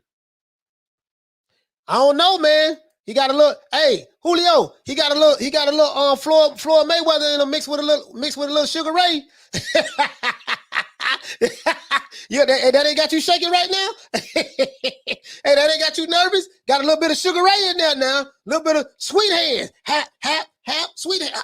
Hap, Sweet Hap. But Sweet Hands. Hey, I don't know, boy. I don't know. But Sweet Hands, boy. I don't know. You know what I mean? You say Boston needs to get his shit together. Good luck, Caleb Plant. You're going to need it. He said the only way Plant wins is if he uses the miracle grow. Okay. All right. Okay. Ronald Figley say, stay on your toes, Plant. Yeah, man. Float like a butterfly, sting like a bee. Hey, okay. Yeah. We gonna dance around the ring. I call Canelo the mummy, because you can see when his punch is coming. Watch out, here come the left hook. Okay, he finna throw a body shot. Okay, watch it. He finna throw the overhand right. Okay, watch it. He loading up on the punch again. I call him the mummy. When Caleb Plant get Canelo in the ring, he gonna dancing on his toes. You see what I'm saying? Bobbing and weaving and bobbing. You see what I'm saying? Caleb Plant fought Golden Glove. Canelo ain't never fought Golden Glove. You see what I'm saying? He throw the left hook. He throw the feint. Hop, hit him with the straight right. Move out the way. Kind of like what he did when he fought Fagan Butts. Fagan Butts threw a punch at Caleb Plant, and Plant wasn't even there. He ended up looking over here like, damn, dude, who you swinging at? Telling you, boy. I'm telling you. I'm telling you. Plant so confident. He talking about after he wins, he'll rematch him again and win again. Payday, payday. He won't payday. Yeah, man. I'm trying to tell you. Yeah. Hey, y'all sleeping on Plant, baby. I know I was hating on him. I was one of Caleb Plant's biggest haters. But I had an epiphany one day, right? I had an epiphany. I was out there smoking on some good green, right? Smoking on some good green. And you know, and something just came across me. You know, I was out there talking to the heavens. You see what I'm saying? And something just came across me. And I realized, wait a minute, Caleb Plant do know how to do that shoulder roll. He does have sweet footwork. They call him twinkle toes in the ring. Twinkle toes. You see what I'm saying? He said, do you think Al would rob Canelo with playing out boxing? Still, Canelo never lost a decision to a fighter not named Floyd. Yeah, he hasn't fought. He hasn't lost a decision in a while. He hasn't fought in a while. So diverse concept. I'm putting my money on Plant. Big upset. I'm going to get that bag. Okay. He gonna get that biz ag. He say, that's why I listen to Coach. He gonna get that biz ag though. He say, really though, you know what I mean? Oh, you want to go get that bag, huh? You want to get me in the ring and try to catch me with them body shots, huh? You just want to get missed, huh? They call me Twinkle Toes, huh? You didn't know you didn't know I had a little bit of Sugar Ray mixed in me, huh? You didn't know that I was Floyd Mayweather on the low, huh? You didn't know I mastered the shoulder roll, huh? You getting confused, huh? You getting mad, huh? You mad because I took your titles and I'm the first undisputed super middleweight champion of the world, huh? You see what I'm saying? I'm trying to tell y'all, dog. Yeah. Y'all, hey, listen, man. He say Plant has footwork very similar to a prime Sugar Ray Leonard. Man, that's what I'm trying to tell him, dog. That's what I'm trying to tell these people, man. They ain't listening to me, though. He said,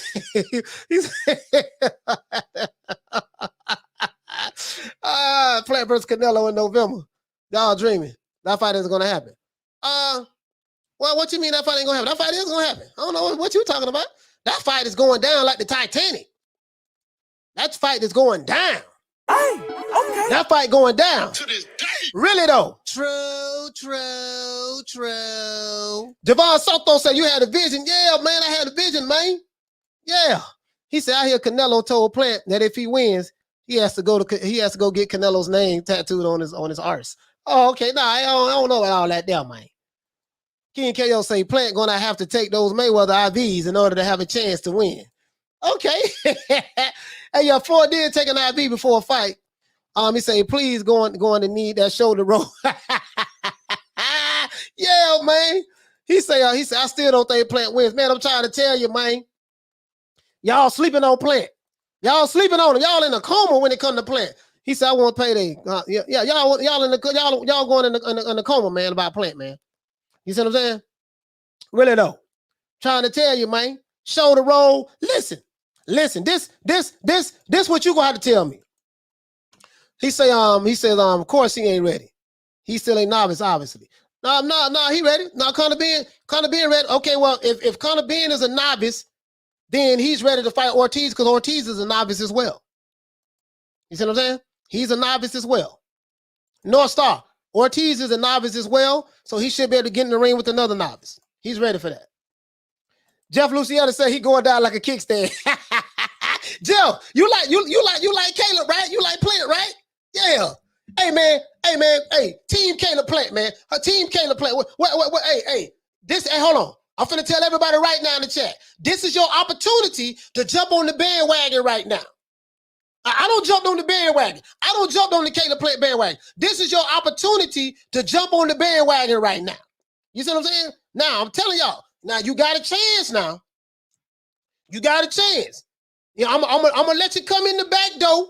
You see what I'm saying? Not the back door, the back door. That's how we say it in Florida. I'm gonna let you come through the back door. You see what I'm saying? You can come on in the back door. Come on in. Gotta say it in my country, boys. You know what I mean, Billy Bob?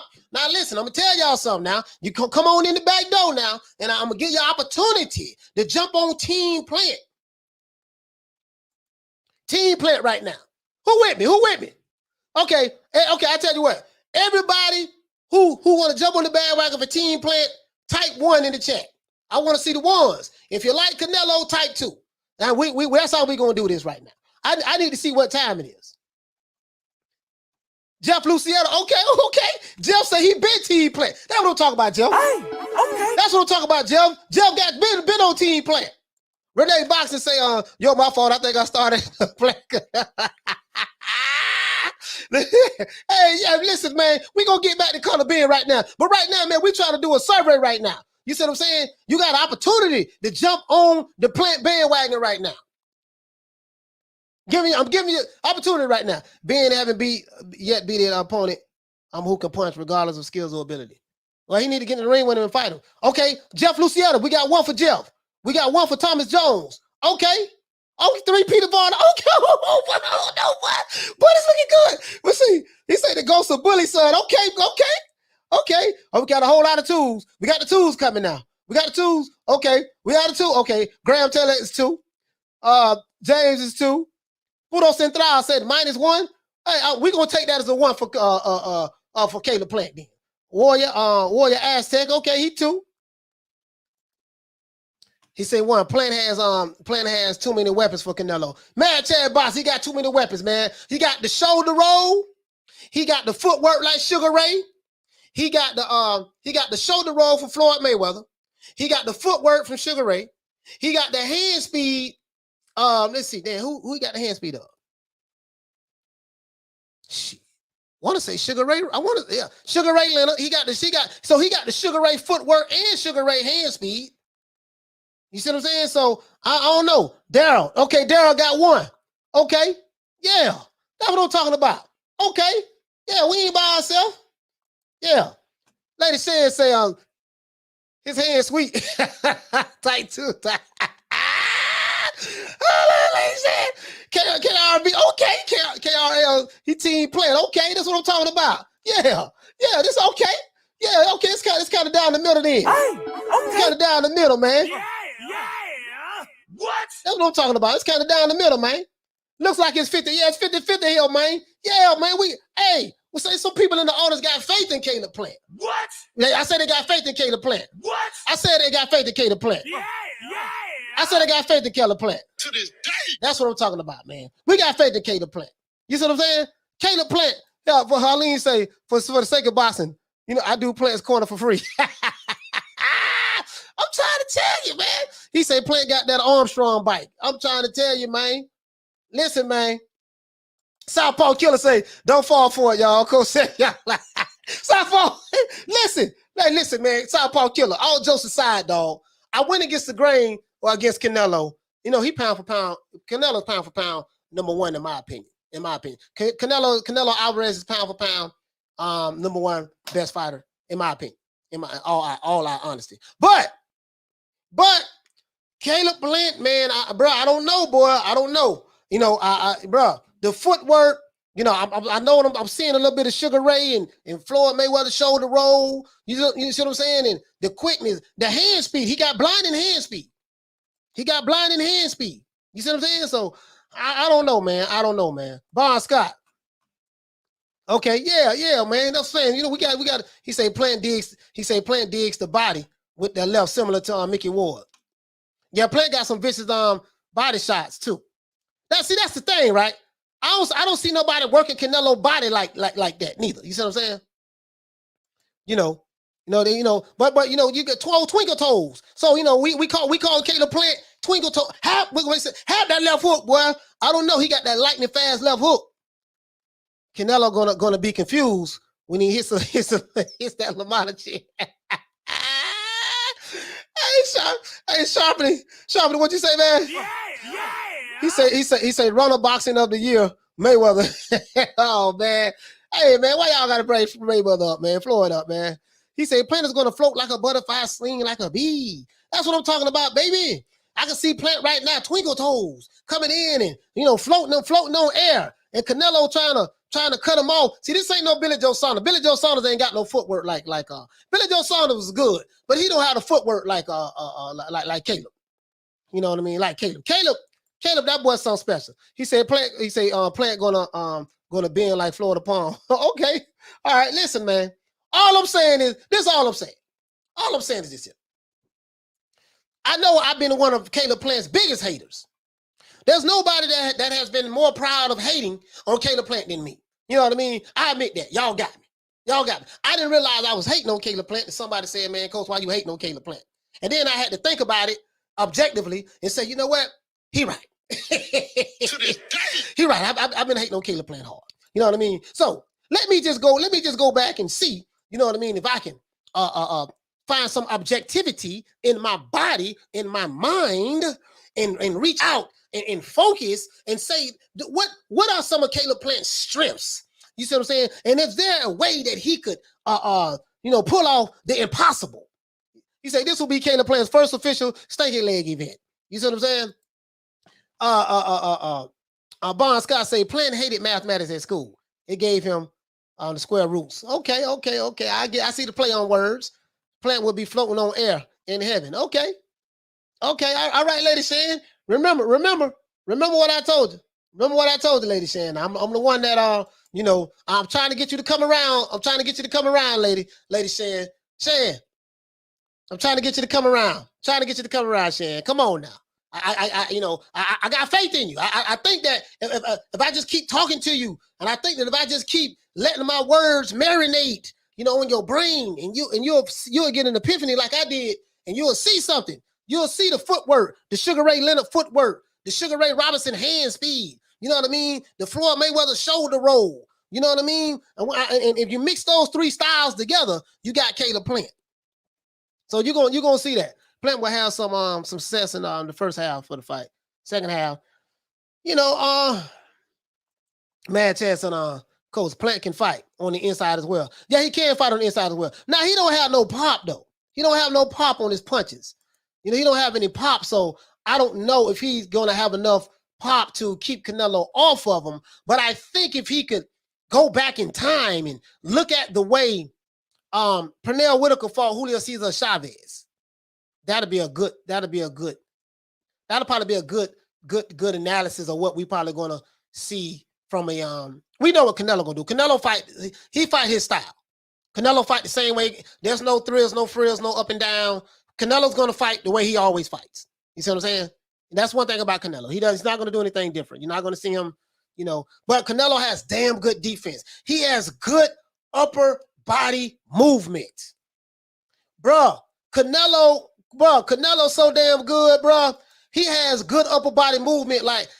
And then the way his feet is always positioned and his legs, he's always in a position to counter you if you make a mistake. He said, Coach, have you seen the episode of The Simpsons when Homer fights? He say Spence is teaching Plant how to duck those punches. Hey, man, shout out to James, man. Hey, okay. For dropping that quarter of a disarm on your boy. Hey, Leroy. Super chat received. Playtime's over, boy. James said if Canelo's pre-fight meal extra juicy, he would KO Plant. If not, Hagler versus Sugar Ray Part 2. You know what? Yeah. I can probably see where you're coming from with that. Hagler versus Sugar Ray. I was mad. I thought Sugar Ray lost that fight, man. I ain't gonna lie. Hagler was my favorite fighter. Favorite middleweight. I thought he lost that fight. I ain't gonna lie. He said, I don't want to be negative, Nancy, but I don't think the fight will happen. I think Benavidez will be a late substitute. No, you know what, Arlette? Benavidez has a fight already. But unless, hold on, Queen, you might be right. Unless, Arlette, Caleb Plant pulls out of the fight because of an injury, and David Benavidez, he's going to fight Uzkataki. Uzkataki pulled out of the fight because of an injury. We saw it happen with Pacquiao, with Ugas and Spence. We saw that happen. Both of their fighters, Spence pulled out because of an eye injury he sustained in training. They say we're getting beat up in sparring. And Ugas, was it Adrian Maidana? His fighter, he all of a sudden got an eye injury as well. So, you might be right. You might be right. But I don't think so. I don't think so. Caleb ain't no Andre Ward. This is the super middleweight. This is super middleweight. Andre Ward was super middleweight. Footwork tires you out until you get caught, like the Crusher did, Andre. Footwork. The footwork is footwork. Like, just because you're in the super middleweight division don't mean that they don't use footwork. I mean, Ali was a heavyweight and used footwork.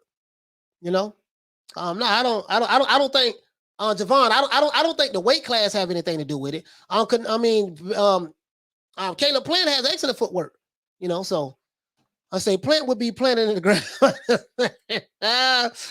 Oh man, he say Plant has elite weapons. He say Plant has elite weapons. A full toolbox completely dismantled. Listen, man, listen, and remember what Leonard said.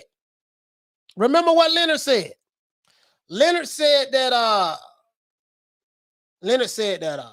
Canelo, Caleb Plant is all wrong for him. Now, of course, he's supposed to say that. But Canelo Alvarez, bro, he has a way of, like, people look at Canelo's footwork. Canelo is a highly intelligent fighter. Canelo, like, okay, he know how to cut the ring off. He know how to get close. Canelo is very good at anticipating what you're going to do. And he's very good at timing what you're going to do, right? I'm going to give you a perfect example. Arlette, I'm going to give you a perfect example.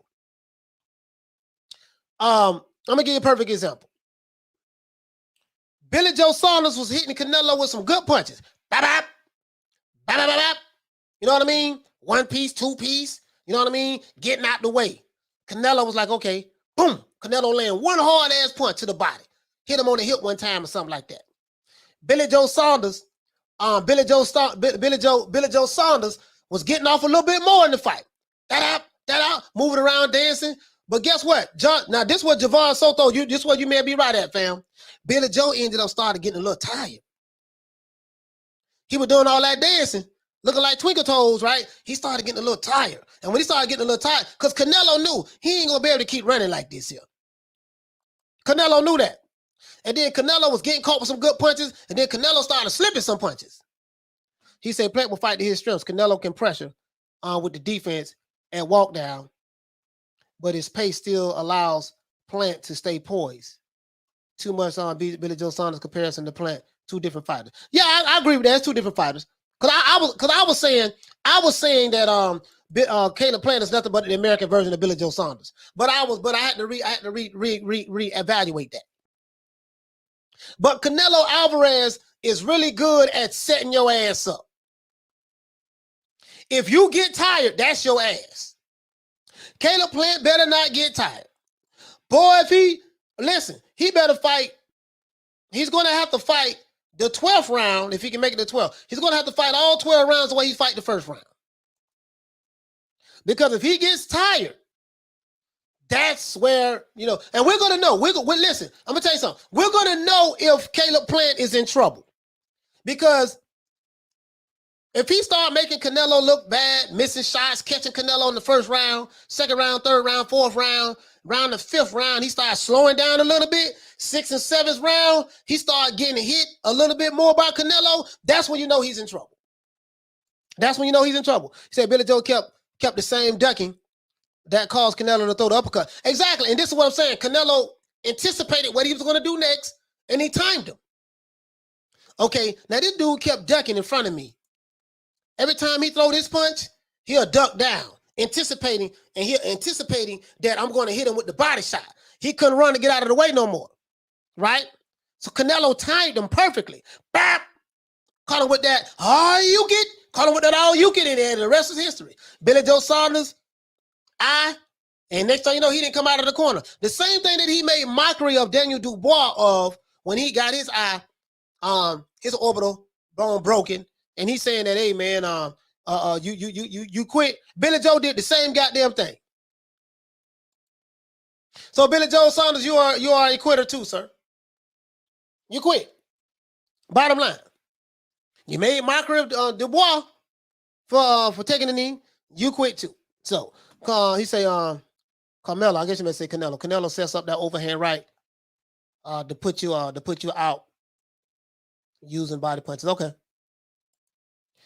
Let me say, Lil Destroyer, not as explosive as his dad, who is one of my favorite fighters of all time. He really needs to develop a jab. Yeah, Conor Benn needs to develop a jab bad. He says, the moment I see Canelo countering Plant, that's when you know he's in trouble. No, but this is what I'm saying. This is what I'm saying. Like when you start to see Canelo, okay, listen, Billy Joe Saunders gonna look like Muhammad Ali, Sugar Ray Leonard, Sugar Ray Robinson. He's gonna look like that The first 4 or 5 rounds. Everybody gonna be getting the Holy Ghost happy, doing the Tusa roll, the butterfly. This is how I see this fight going down. I'm being honest with you. And Canelo's not going to be able to probably get close to him enough to do any significant damage. I think Caleb Plant has the reach as well. When you start to see Canelo get a little bit closer and land one hard punch on him, Caleb Plant, and Caleb Plant feels that body because he's going to the body. When he feels those body shots and he starts to get hit more and more with those body shots, I'm going to know right then, man, you know what, man, Caleb Plant out of there. He in trouble. Plus, we're not even mentioning Canelo being so experienced in season. And Canelo still in his prime sounds like an unbeatable formula. Nah, ain't nobody unbeatable. You know, ain't nobody unbeatable. They still gotta have the fight. They still gotta fight each other. But I get what you're saying though. I get what you're saying. He's saying in order to compete versus Canelo, you have to exchange like Triple G. But that's a total different style too, though. You know, Triple G and the Caleb Plant has 2 different styles. He said it will be great. He said it will be a great fight of feints. If Plant stays disciplined, it doesn't fall into Canelo's traps. Yeah, you're right. Canelo gear of creativity, of creative offense, and speed at close distance will test 6'1" versus 5'9". Yeah, you're right about that. He says, I'm telling you, timing beats speed. Timing does beat speed. I totally agree with that. Timing does beat speed. But that's what I'm saying. Canelo, Caleb Plant is going to have to just stay out of range. But can he win a fight like that? I don't know. Can he hit and not be hit? Coach, you making Plant sound like what you say the Nureyev of boxing? He say if Jordan Plant's works that Plant versus Canelo fight, I can imagine the camera panning into her. You saying of Caleb Plant's wife? Okay, I'm trying to figure who is Jordan Plant. Okay, Jordan Plant. Okay, yeah, that's his wife. Okay.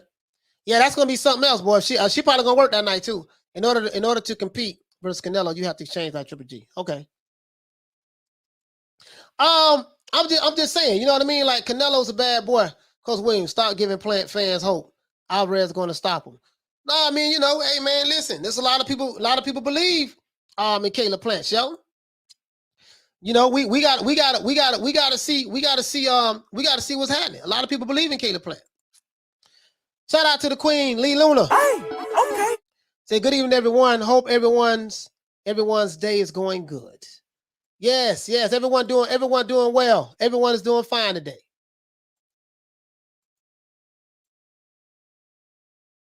Hold on, everybody. What's going on? Everybody can see me? Okay, cool. Yeah, it look like hold on, guys. Let me see something. My Wi-Fi tripping again. I don't know why. It looks pretty good to me. I don't know why. Anyways, what you say, diverse content? Did you say Plant have nothing to worry about because Canelo, like cow meat, is not even vegan? He say Plant selling advertising space on those soles, on the soles of his boots. Okay. He say Ronald Finkley say stop is by body shot, rib dismantle. Okay. Yeah, I can. You know what? I can see a body shot. That body shot. I got that Canelo, boy. That body shot, boy. Woo. But I'm going to tell you something. Julio Cesar Chavez was a hell of a body punch as well. But he ran up on my main man, Pernell Whitaker. Pernell wasn't having it. Bruh, I'm finna beat the brakes off of you. And Pernell put them paws on Chavez. Whooped him so bad. Listen. The man was hitting Chavez. And when Chavez was trying to land solid shots, Pernell was not there to be hit. But Pernell was a whole nother animal. Pernell Whitaker. You know, I advise you young whippersnappers, if you don't know nothing about Pernell Whitaker, go back and look at some of his old fights. Sweet Pea was the guy. R.I.P. to Sweet Pea. R.I.P. to Georgie Benton, his trainer. Yeah, man. So who knows? You know, Caleb might pull that off. So let me offer you a suggestion for a preview of what to expect in this fight. Foreman versus Frazier in 1973. Yeah, you're right. It might be and Caleb Plant might be Foreman. Caleb Plant might be for me. He said, Coach, I'm off to work for 40 minutes. Had to drive home. Peace out, Paul Evans, man. Hey, okay. Salute to Paul, man. Yeah. Be safe, fam, out there. Hey, listen, man. Yeah, man. I'm trying to tell you. He said, I don't trust Canelo or his team. Yeah. Understandably so, Arlette. Understandably so. Hey, okay. Well, there's smoke, there's fire. I don't care who it is. He said Canelo can use his feints and land a massive uppercut. That could be a game changer. Yeah, but that uppercut will work only if one chuck, only if he's close enough, and only if Caleb Plant is like ducking down.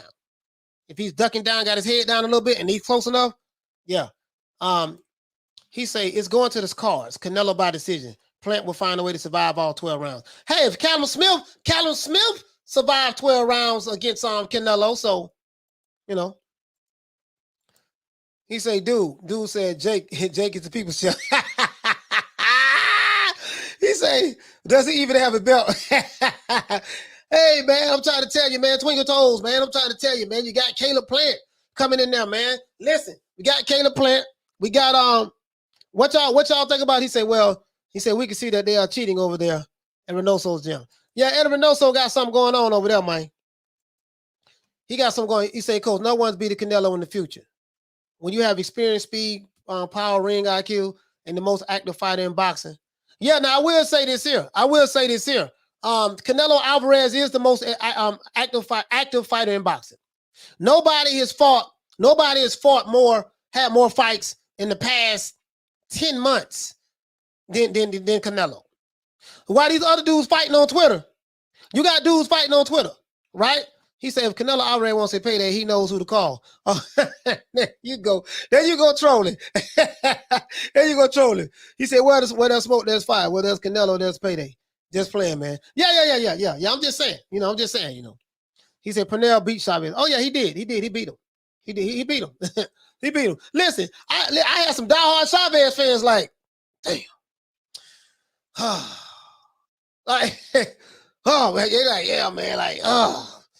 You know, if you look at the look on Chavez's face when the fight was over, he was like, man, damn. You know, I think Chavez was like 89-0 at that time, too. He was 89-0 at that time. Pugilism's right. Time and beat speed. And Canelo's at disadvantage. Has to work harder to connect if Plant stays at distance. If Plant can stay at distance, he's going to be good. But this is the thing, too, though, pugilism. Plant is going to have some kind of pop in order to keep Canelo at distance. Canelo can take a punch, dog. He can take a punch. So I just don't see Caleb Plant having enough power to keep Canelo at bay, to be honest with you. And that just me being as objective as possible. I just don't see that, you know. But I see some other things that he probably can do, but I just don't see the power being there to keep Canelo off of him. You know. He said, remember Plant struggled for 12 rounds against Shawn Truax. Why would he look good against Canelo? Hey, man, styles make fights. And then I think he dropped Truax. I think he dropped him. He didn't really have no trouble against Truax. He didn't really have any trouble against him. I mean, he got hit a couple times, but he didn't really have no trouble against Unanimous. And I mean, I saw that fight.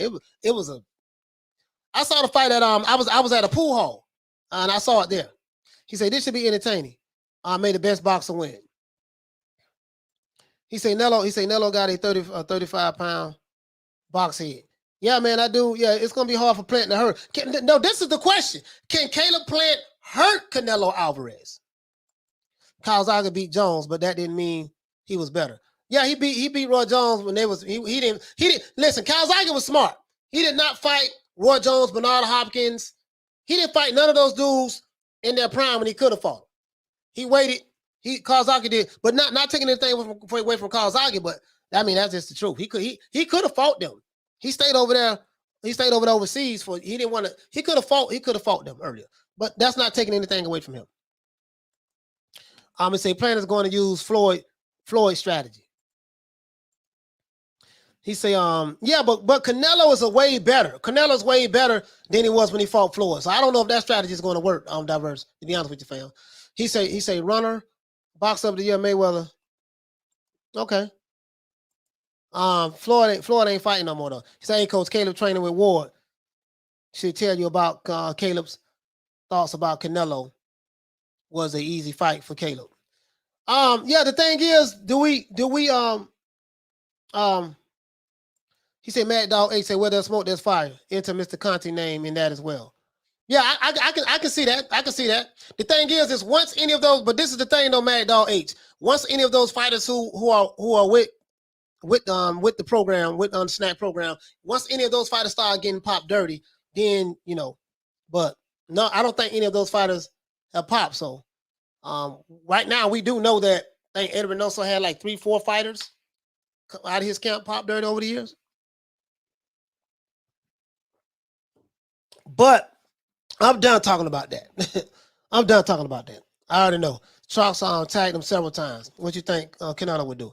I mean, every fighter gets tagged. I mean, Trucks is a world-class fighter. Every fighter gets tagged. You know what I mean? Canelo might tag him. That don't mean he's going to win. And if he tag him, that don't mean he's not going to lose. You know what I mean? Pernell just a smooth operator in that pocket. Different style. And Plant doesn't need floor strategy because he's just naturally bigger. Flashes in the pocket. I don't know, man. I don't know. He said, great thought. Great thought. I didn't know he really hurt Canelo besides Triple G. Yeah, that's what I'm saying, though. Like, can Caleb Plant hurt? Can Caleb Plant hurt Canelo? Martin Ramos says Calzaghe can keep away. He ages both Hopkins and Floyd. Yeah, he did. Hopkins and Roy. Yeah, he did. He did. Peter Von Art say Plant will win in dominating fashion. Hey, I'm trying to tell you, man. Hey, man, I'm trying to tell you, man. Caleb Plant, man. Hey, listen, check this out, guys. I want y'all to hear this though. What do you think about? What do you guys think about this? I don't want to play it on the computer screen because I don't want these guys. I don't want to get, you know what I mean? But just tell me what you guys. This the zone. Damn. Okay, I can't show this because the zone be tripping. But they'll try to get you a copyright strike for anything, So let me do this. This is Eddie Hearn talking about bidding on the Terence Crawford fight, right? Terence Crawford and Canelo, Terence Crawford and Shawn Porter fight. I just I don't want you feel me? They be tripping at the zone, man. Boy, the zone they don't even play, boy. If you listen, if you have a DAZN logo on your underwear, they'll try to snatch the underwear off of you. Like for real though.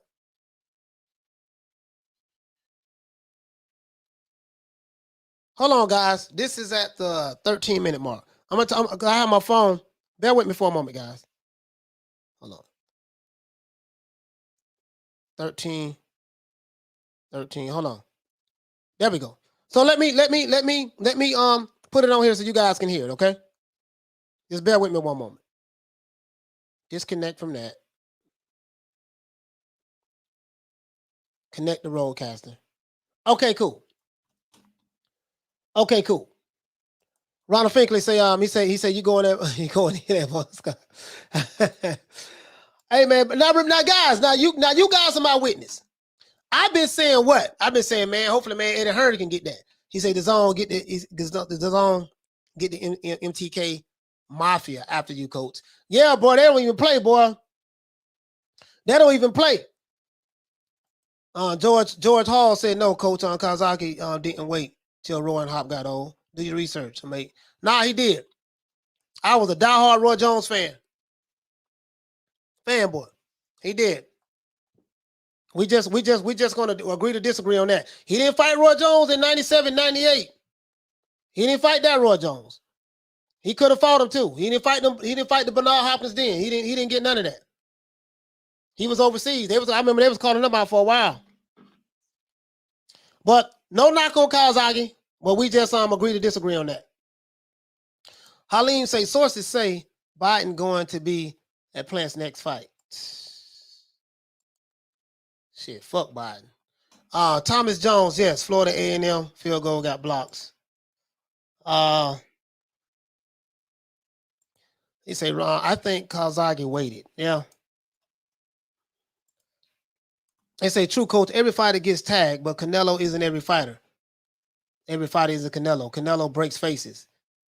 and deforms biceps. Big difference. Yeah, you're right about that. You're right about that. But styles make fights. In order for him to break a face, that style was tailor-made for him to break that face. And he deforms biceps because the guy went in the hard shell. So that was the style. Styles make fights. So we're going to see. You see what I'm saying? Shout out to Eddie Val. Eddie Val. Hey, okay. He say the zone is like the IRS. They want theirs. So anyway, let me go. I'm finna play this, guys. But I got to take the picture off. So this is what we're showing. This is what we're playing. Now, this is Eddie Hearn interviewing with Matchroom, right? With Matchroom, basically, this particular part is talking about the purse bid. So let's take that off, and let me play it and let you guys hear it. This is they call him Eddie the Worm Hearn. That's what they call him, right? Kid, tricks that he's never seen before. And listen, by going on just looking at it on paper, he could do. It's just all about them first 5 rounds. I'm so happy you mentioned Shawn Porter there. Let's have a little bit of segue away from events here. Shawn Porter versus Terence Crawford, a huge fight in the welterweight division. I'm hearing that you might put your hand in that one. I was supposed to. I was sending someone to Puerto Rico to bid for that fight on Friday, and then they cancelled the purse bids on Thursday. So they extended the negotiation period. Okay. Basically, what happened? They hear that you're coming? Yeah, maybe. But I don't look. There's a lot of players in the market at the moment could be bidding a lot of money for that fight, and we're one of them. But whether our bid is sufficient enough, I guess we may or may not find out. But it's interesting in that dynamic because you've got a fighter with the PBC, you've got a fighter with Top Rank. They won't really want it to go to purse bids. No. And that's why when you extend the negotiation period, both sides have to agree to that extension. So they would have collectively written to the WBO and say, we'd like another week. Okay. And then, but the fighters, on the other hand. So basically, Eddie Hearn is saying that, Al Heyman and Bob Arum really did not want this fight to go to a purse bid. You know what I mean? Because what happens is when it goes to a purse bid, everybody is going to come in and try to get this fight. Eddie Hearn is going to throw his hat in there and try to get this fight. And probably other players as well, maybe Triller as well. Now, this is the word on the street. I'm finna tell y'all, I have firsthand information on this. Shout out to, I can't say his name. I can't say his name. But I have firsthand information on this. Will Al Heyman be able, if this fight, right, for the purse bid, Shawn Porter and Terence Crawford, if the bidding gets out of hand, meaning let's say the bidding gets real high, will Al Heyman, because Bob Arum already said that he has a set price he's going to offer for this fight. If anyone offers more money than that, they can have the fight. Bob Arum understands, hey, listen, man, the money ain't in the boxing like that no more. People ain't buying pay-per-views. I'm not paying no more for this fight than I have to. This is Bob Arum's position, and he's sticking to it because he already feels like he's overpaying Terence Crawford anyways, right? So he's sticking to that. Now, Al Heyman will have to win the purse bid. Let's say Al Heyman offers $5 million for the fight. That means 60% of the $5 million is going to go to Crawford, and 40% is going to go to Shawn Porter. But let's say Eddie Hearn comes in there, and Eddie Hearn say, nah, baby boy, check this out. I'm going to offer $8 million. It's going to be less than what Crawford is making anyways, but I'm going to offer you $8 million. 60% of that $8 million is going to go to Crawford. 40% is going to go to Shawn Porter. Right? Eddie Hearn come in there and he can win the bid. But guess what? Al Heyman can say, hey, man, check this out, baby boy, Shawn Porter. We don't do business with other promotional companies. We don't do business with other promotional companies. So I'm going to advise you to pull out of this fight. Pull out of this bid. You ain't going to fight him. And then if Shawn Porter pulls out, then I will make a video saying that Shawn Porter ducked Terence Crawford. Period. The purse bid does not mean that the fight is going to happen. Because remember, Shawn Porter fight is a PBC fighter. They don't believe in crossing the other side of the street to fight anybody else. So this purse bid forces Bob Arum and Al Heyman to work an agreement out together so they can have a joint venture, joint venue, joint promotion so they can promote this fight. Because if they don't work together, and we know that Al Heyman does not like, Al Heyman does not like Bob Arum, and vice versa. Because, Bob Arum sued Al Heyman, and Al Heyman was forced to settle out of court and pay Bob Arum money.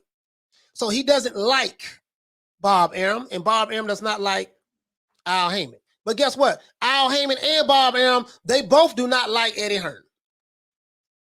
So two enemies, Bob Arum and Al Heyman, are forced to have to work together, because if they don't work together, then their enemy from across the pond is going to win that purse bid. And then if he wins that purse bid, then Al Heyman just going to tell Shawn Porter, man, fuck that. Pull out the fight. You ain't fighting him. As I always say, PBC fighters do not do what they want to do. They have a boss. They have to do what they are told. All the fighters have to do what they're told, outside of maybe a Canelo Alvarez, Anthony Joshua, and maybe a Devin Haney, because Devin Haney is his own promotion, is his own promoter. Renee Box Young says, I have a feeling the Porter fight will happen. I hope so, man. I want to see this fight bad. If Al wins the bid and the fight doesn't happen, surely that's a duck from Terence Crawford. No, it's not a duck from Terence Crawford. You want to know why it's not a duck from Terence Crawford? Terence Crawford can't duck the fight, Steve, in the UK, because if he pulls out of the fight, he's going to get stripped of his belt. And Al Heyman and Bob Arum already said if Al Heyman win the bid, he gonna let them have it. So that ain't gonna happen. That's not gonna happen. Bob and Al will work together just so Eddie don't get it. He says, I hope so. The Crawford and Porter fight happens. Yeah, me too. I am Dave say, Coach, I honestly think Bob Arum is behind the WBO mandating that fight. You know what? It doesn't matter. It doesn't matter who's behind it, as long as we get the fight. You see what I'm saying? I don't care who mandated it. Can we see them two men in the ring? As long as we see them in the ring, then that's all that matters. You feel me? I don't get caught up in the semantics of who behind what or who did what or why I think this and that. No. Are we going to get the fight? Good. Okay, let's get that fight. Bob and Al work together so the fight don't happen. Well, if they work together, the fight will happen. If they work together, the fight will happen. They may just have to work together. They don't keep. Remember, they asked for an extension, so they probably did that. Eddie Hearn just said that he had some people. He sent some people to Puerto Rico to bid on that fight. They probably like, listen, man. Al Heyman hate Eddie Hearn, and Bob Arum hate Eddie Hearn. Listen. Bob Arum and Al Heyman are enemies, but guess what? They both have a common enemy, Eddie Hearn. They both have a common enemy, Eddie Hearn. He say Al isn't going to allow anyone to make money. So if it gets too high, the fight is off. PBC isn't in business to make the competition rich. You're right about that. I honestly believe that. Honestly believe that. He said Crawford got these dudes shook. He's just a boxer everybody tends to overlook because of their career being ended. Steve in the UK say exactly. So if the fight doesn't happen, then that's on Crawford. How is it on Crawford? I want the fight to happen, but you can never say never in boxing. How is that on Crawford? Like what? How would I just explain? How the hell you put that on Crawford? Let me break this down for Steve in the UK once again. This is how this works. There's a purse bid, sir. Terence Crawford is the champion. He has been mandated by the WBO for him and Shawn Porter to work out a fight with each other. If Terence Crawford, the champion who is mandated to fight, pulls out of the fight, he would get stripped. So what you are saying is if the fight doesn't happen, it's because of Crawford. And if it's because of Crawford, then Crawford would get stripped. Crawford is not backing out of a fight. I can tell you that right now. I get it. I understand your point and your narrative you're pushing. I get it, Steve in the UK. I understand your position very well, sir. But if Crawford does not get stripped of the belt, then that means he did not pull out. And we would know it's going to be a public, the bid is going to be in the public anyways. So if the fight doesn't happen and Crawford doesn't get stripped, how do you come to the conclusion that it's Crawford's fault? Especially if he doesn't get stripped. Like, really though. Why would he just, that's crazy.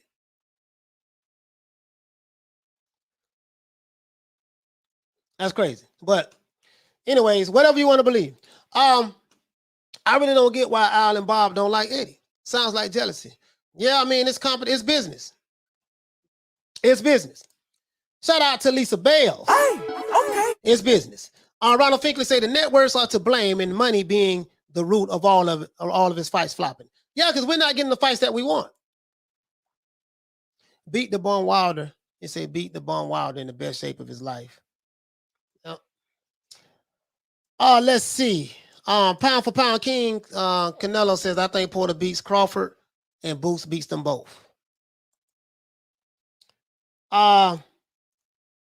He say the fighters want to fight most of the time. It's the promoters who don't want to fight big fights to happen on this table. Exactly, that's what it is. The fans don't understand that though.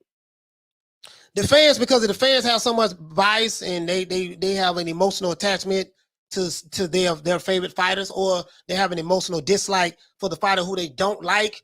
They always want to go their narrative. But fact of the matter is it's the promoters who are preventing the fights. But if you don't like a particular fighter, that's not the narrative you're going to run with. And I get it. I understand. Trust me, I understand. Hopkins was 43 when he fought Kazaki, and 53 when he fought Joe Smith. Roy Jones was 39 when he fought Kazaki. Yeah, Roy wasn't in his prime when he fought Kazaki. He wasn't in his prime. Let's see. Lisa laughing. He said Crawford ain't the one making the fights. He can't be blamed. Yeah, but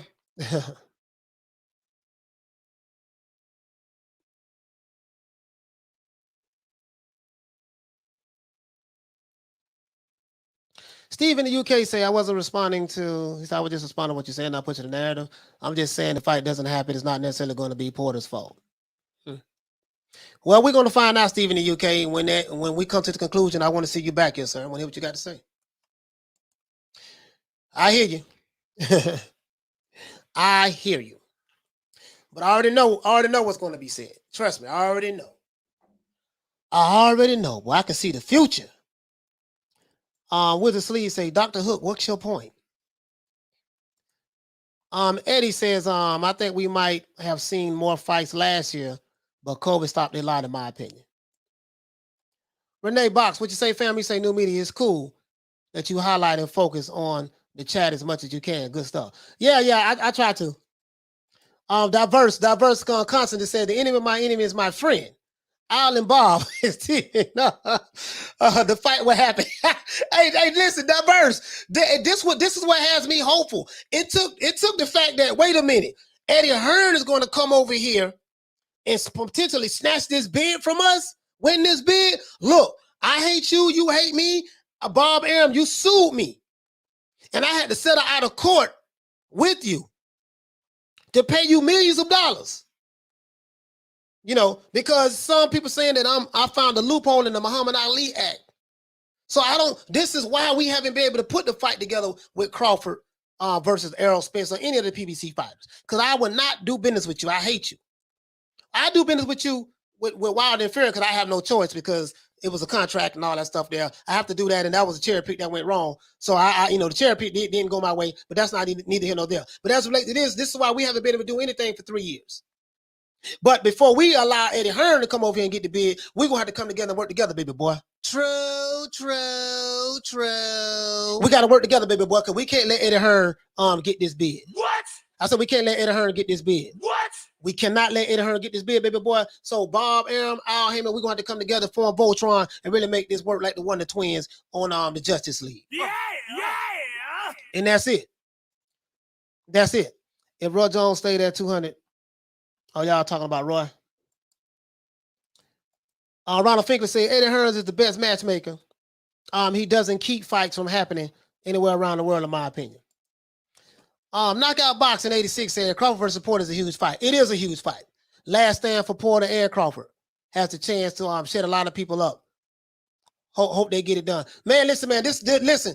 As a boxing fan, we need to see this fight. Forget which side of the fence you're on. Forget who you like, who you hate, who you with, whatever the case may be. We need to see this fight. We need to see this fight. Let's see what Eddie Hearn's saying, though.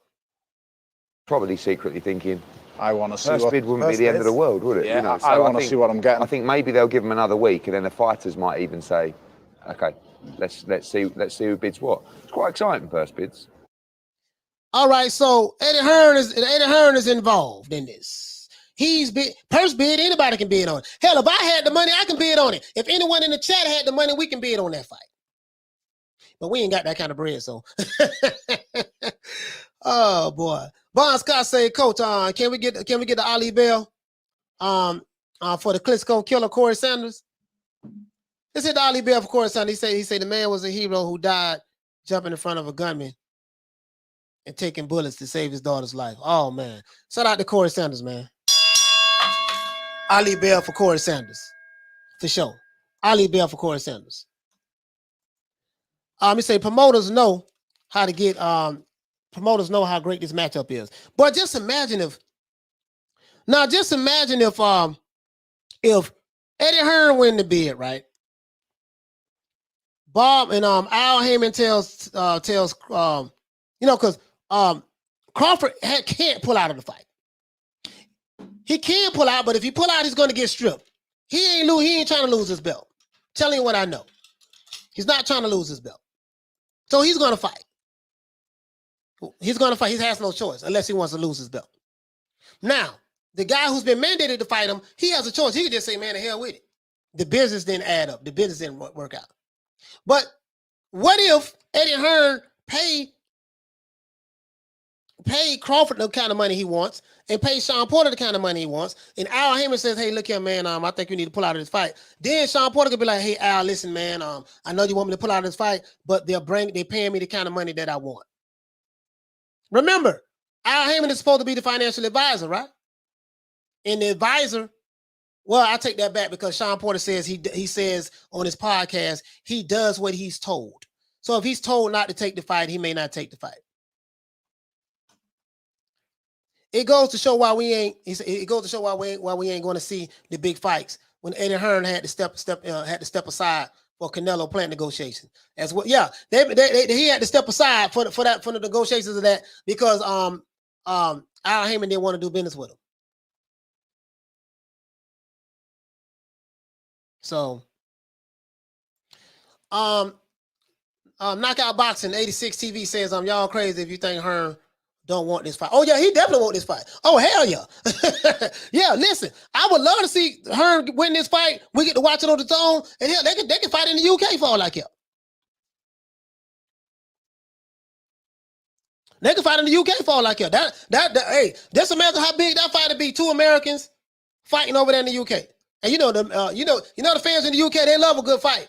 I'm not saying it's gonna sell out the O2 Arena or nothing like that. I ain't saying that now, but I'm just saying, Hey, okay. He said, I think Eddie Hearn is going to sign Crawford after his contract is done. Shout out to the Pecker 2021 for dropping that quarter of a Hey, Leroy. Super chat received. Playtime's over, boy. for dropping that 449 pizzon on your boy. Hey, okay. Appreciate that, fam. Yeah. I don't know. I don't know. I just want to see the damn fights, though. That's where I'm at. Poor Deontay Wilder. He has been getting slated for his loss. This had me in stitches. Renee Basjan says, Hearn, I know to dish out nice checks too. You paid Mikey Garcia $7 million. Overpaid Mikey. Like for real. Like Hearn wants fights just to fuel his mischief. Man, I don't care what his intentions is. Just as long as we get the fights. You know what I mean? Peter Varnoff said they can fight in Saudi Arabia for all I care. Exactly. They can fight on the Brooklyn Bridge for all I care. I just want to see the damn fight. My mission is to see elite boxers. That's all I care about. I am Dave, but Eddie Hearn can't step aside for AJ versus Wilder, which means we might never see that fight. But my thing is this, why should he? Okay, I tell you what. Eddie Hearn should step aside for Wilder. Al Heyman and his handler should step aside too. You see what I'm saying? I'm not into the Eddie Hearn got to step aside, Al Heyman got to step aside. Listen, when people want to do business together, they'll do business together. Period. Shelly Finkel should step aside. Al Heyman should step aside. Everybody should step aside. You feel me? So, I mean, that's crazy to me. To me, that's crazy. What up, Room? Just tuned in, working that overtime. Louis James with the lick read. Hey, okay. He say, Crawford gonna leave Aaron. Yeah, he's leaving. Listen, I know this for a fact. I have, my sources is spot on. I have a direct source. He's gone. That's what he's out of there. You see what I'm saying?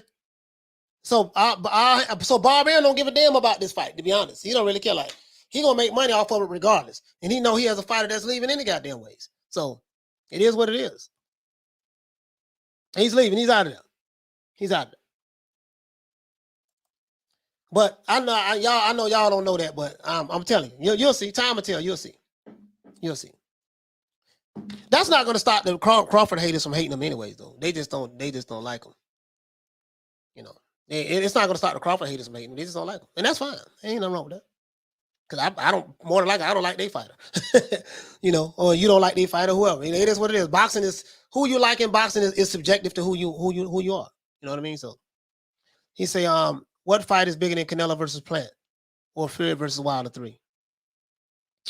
I don't even know that Fury versus Wilder 3 fight big anymore. It's big. It's big amongst the alphabet boys, and it's big amongst Wilder the fans he have. But ain't nobody like people sick. I can tell you, people are fatigued of this shit.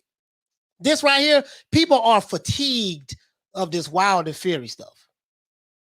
Like we don't seen 2 fights already. Wilder been trying to get this dude in the ring since last year. This dude been ducking him. Fury been ducking Wilder. And then he tried to get him in the ring again this year.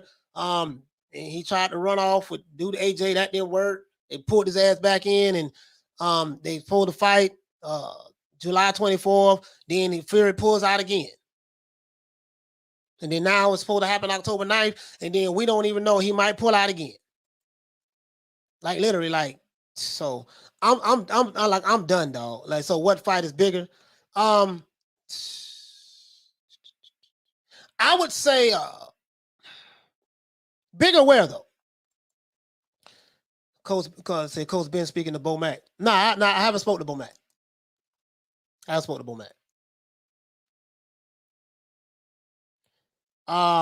What's a bigger fight? Damn, AJ, Anthony Joshua versus you saying this year, Joshua now. What'll be a bigger fight? I gotta think about that. He said, does Crawford become a free agent? Yeah, more than likely. Fight on a fight by fight basis. From what I'm hearing.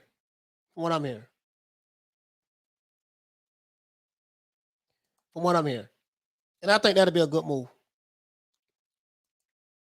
Because the belts, because going to the PBC signing with them, he ain't gonna make no money over there. He won't make no money over there like that. Because they pay low money on the low end. They give you like $1.5 million, $2 million. Like Errol Spence and Shawn Porter got paid like $2 million guarantee, something like that.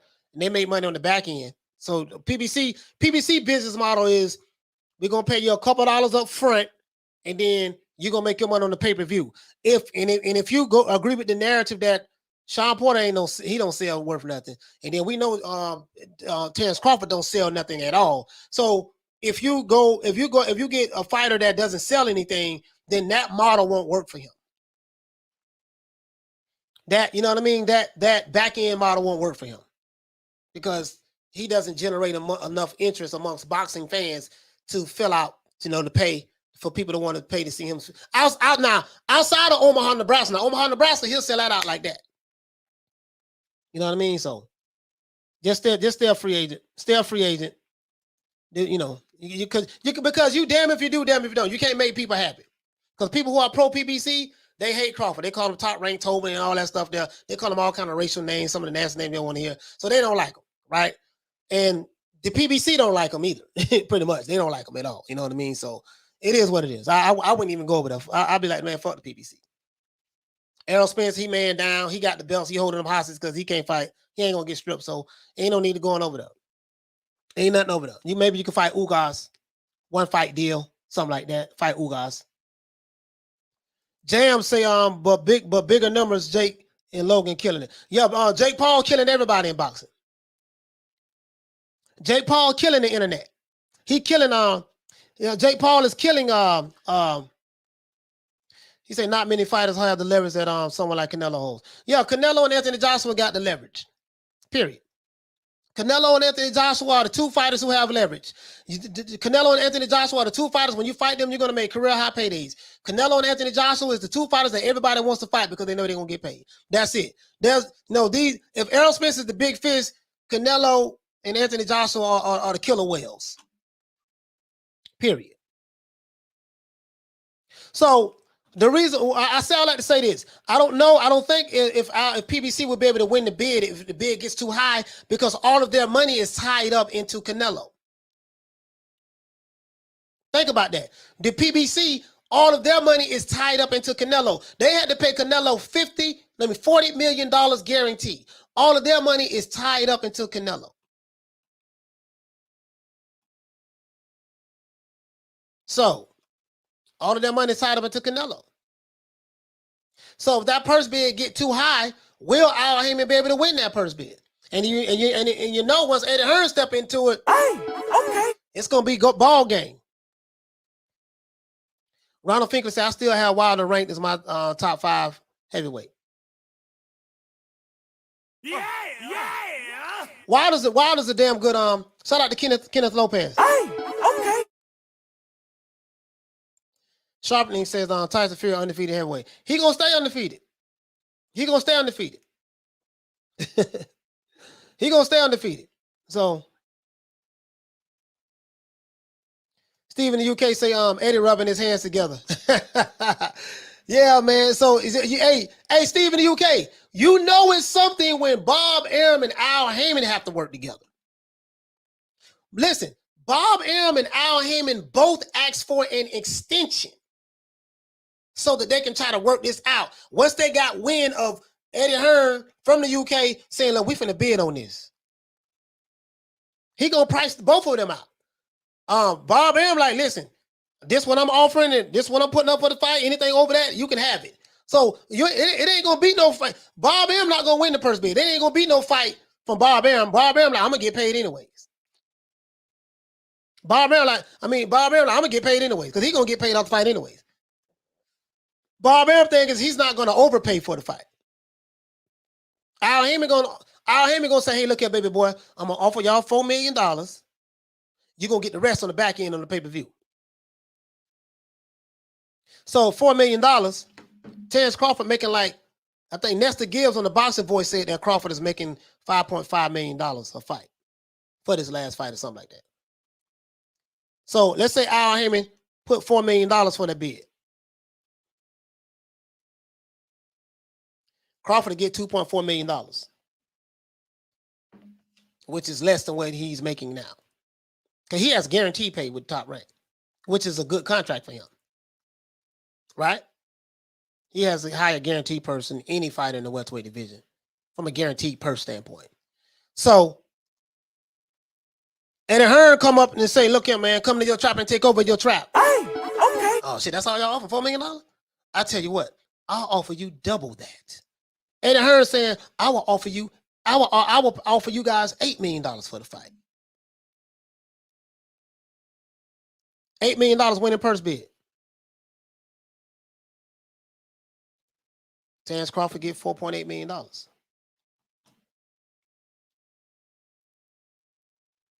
And then Porter get the rest. I think $8 million will win that purse bid. That'll be good. Kenneth Lopez said, Coach, do you think if Crawford works with Matchroom DAZN fight by fight, he can get fights? No, he won't get them with the PBC. If he worked with them, he won't get any PBC fighters. I think the Crawford landing a PBC fighter, this is his best chance with Shawn Porter. After this, I think that ship has sailed. The Undisputed, all that's over with. He can forget that. Forget Undisputed. Forget that. You're never going to see Spence in the ring. That's done. Spence going to be out for at least probably a year. He has the 2 belts, IBF and the WBC belt. Ugas, they're going to have Ugas probably fight Shawn, probably fight Keith Thurman. They're going to play pity pat with that. Remember what I told you guys. The PBC fighters, they can just continually to keep fighting each other. Literally. And it works for them.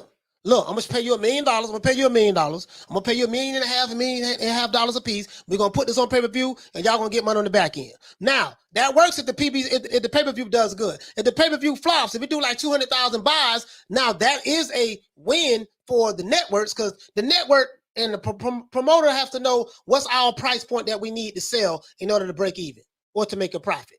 That's what they're going to look at, right? So that's why Tank Davis can get paid $1 million guaranteed to fight Mario Barrios, because they're not, they're not going to be on the hook for a lot of upfront money. You see what I'm saying? That's the PBC business model. That's their business model. If Crawford joined PBC, he will become inactive. Yeah, because who he gonna fight?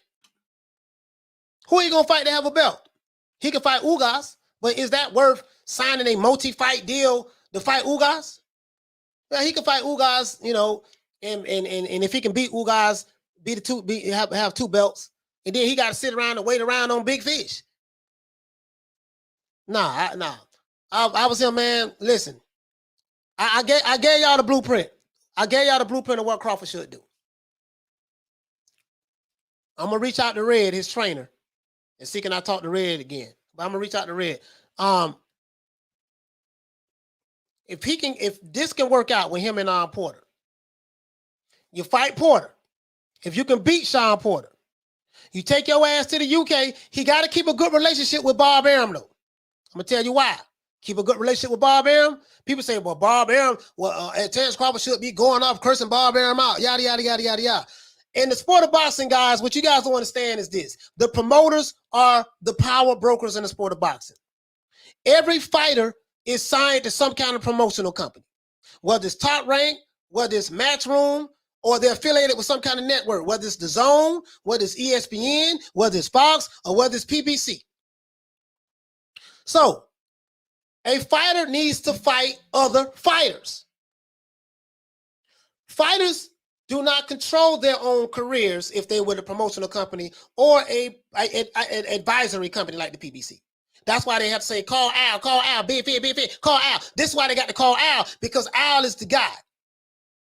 If you piss off Al Heyman, you don't get no fights. If you piss off Bob Arum, you don't get no fights. If you piss off Eddie Hearn in the Matchroom, Eddie Hearn don't give a damn. He's going to give you the fights anyways, right? This is where I'm going at with this. Follow me. Crawford, if he can fight, if this fight can happen with him and Shawn Porter, this will be a great fight for both of them. Crawford becomes a free agent. He has to keep a good relationship with Bob Arum. Why am I saying this? Because Josh Taylor's going to move up to 147. The money fight for Crawford is Josh Taylor in the UK, in Scotland. In Scotland. That's the money fight. Keep a good relationship with Bob Arum. Bob, even though I want to curse you out, but I can't because the fight that's going to bring me a lot of money, and I still got to do business with you. So from a fan in the chat or a YouTuber, oh man, he should be cursing this guy and going off and doing this and doing that. That's easy for the YouTuber who has a YouTube channel who's sitting at home shooting videos talking about fighters. That's easy for you to say. That's easy for you to say because you just a YouTuber sitting at home. But to the fighter, how does that help the fighter? I'm trying to become undisputed, and I'm going off on the guy who has 3 of the 4 belts that I want. So that ain't gonna work. So Crawford, this is Crawford exit strategy. One more fight on the PB, one more fight on the Top Rank. I'm gonna fight Shawn Porter, whether that's on PBC or DAZN or Top Rank. I'm a free agent. I go get with he can't get with Eddie Hearn right away. He's gonna have to get with a management agency. Well, he has a new management agency he signed with. Because if he get with Eddie Hearn, he's not going to be able to get the Josh Taylor fight. Because Bob Arum is not going to do any business with Eddie Hearn. They are blackballing Eddie Hearn from the U.S. Bob Arum and Al Heyman. Right? Cool. There's no problem. So now, Crawford is going to have to tread waters very, very lightly. Free agent, Go back to Bob Arum. Say, hey Bob, I want to fight Josh Taylor in the UK. Josh Taylor says he want to fight Terence Crawford. Fight him in the UK. That's where the money at. And then that's your second fight. Fight Shawn Porter. First fight. Let PBC win it. You fight on PBC for that fight. Free agent. Fight. Work something out with Bob Arum where you can fight Josh Taylor in the UK. It's gonna do numbers. It ain't gonna do nothing over here in the United States, but over there in the UK, they coming to that fight. And then when you finish that, come back to the US, fight him in the UK, come back to the US and fight Vergil Ortiz in Texas. Get in contact with Oscar De La Hoya. De La Hoya, what's up, baby boy? This Crawford. Look here, man. This is my last fight. This is gonna be my 40th fight. I want to test myself against the young lion, Vergil Ortiz. If he beat me, he the guy. But this is gonna be my last fight. This is gonna be my exit. Fight Vergil Ortiz in Texas, that fight gonna do damn good numbers. No Mexicans out there in Texas gonna show up for Vergil Ortiz. He says Cavalas dropped Crawford. Okay, and what that mean? What happened after that? Like I can tell these guys just started watching boxing. Fighter Muhammad Ali got dropped. Mike Tyson got dropped. Vander Holyfield got dropped. Lennox Lewis got dropped. What does that mean? Fighters get dropped all the time. It happens. You know, Cavalas got stopped. He got his first loss fighting Crawford too. But I get it. I get it. Trust me, I get it. I get it. I get it. I get it. I understand. I get where you're coming from, fam. He said, exactly, coach. If fighters actually took advice from half the people on YouTube, they would probably have no careers to be broke. Yeah, listening to some YouTubers, listening to some YouTube channels, listening to these dudes, like fighters should never take advice. Fighters should never take advice from a YouTuber, a content creator. Never. Like, why? Nigga, if you knew any goddamn thing, you would be in the sport doing it. You sitting at home on YouTube, getting super chats, making doing your thing. We making content about these fighters, and now you an advisor, you a promoter, you a manager, you an accountant. Oh man, come on, man. No, nigga, you just a nigga at home with a camera in front of you, looking through the webcam like I am, and just speaking out on your opinion on the sport of boxing. That's it. That's all you are. That's it. That's all I am.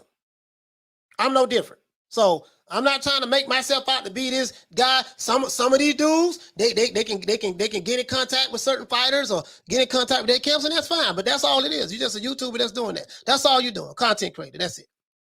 That's it. So I just gave you the 3 fights. Shawn Porter, let the PB fight him on the PBC. That'll be good. Free agent.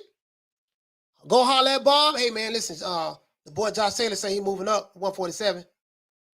I'll go to the UK and fight him. Keep that good relationship there. Let them run it how they want to run it. They might make it a pay-per-view over there. However you want to do it. That fight gonna do numbers over there in the UK and Scotland. And then when you leave, when you finish, go holler at Oscar De La Hoya and call it a wrap. And if you can win those 3 fights, you'll be 40-0. You're 37-0 right now. You'll be 40-0. You can bow out. You can bow out in the game, gracefully bow out, and let everybody have it. I'm done with it. That's what I would do.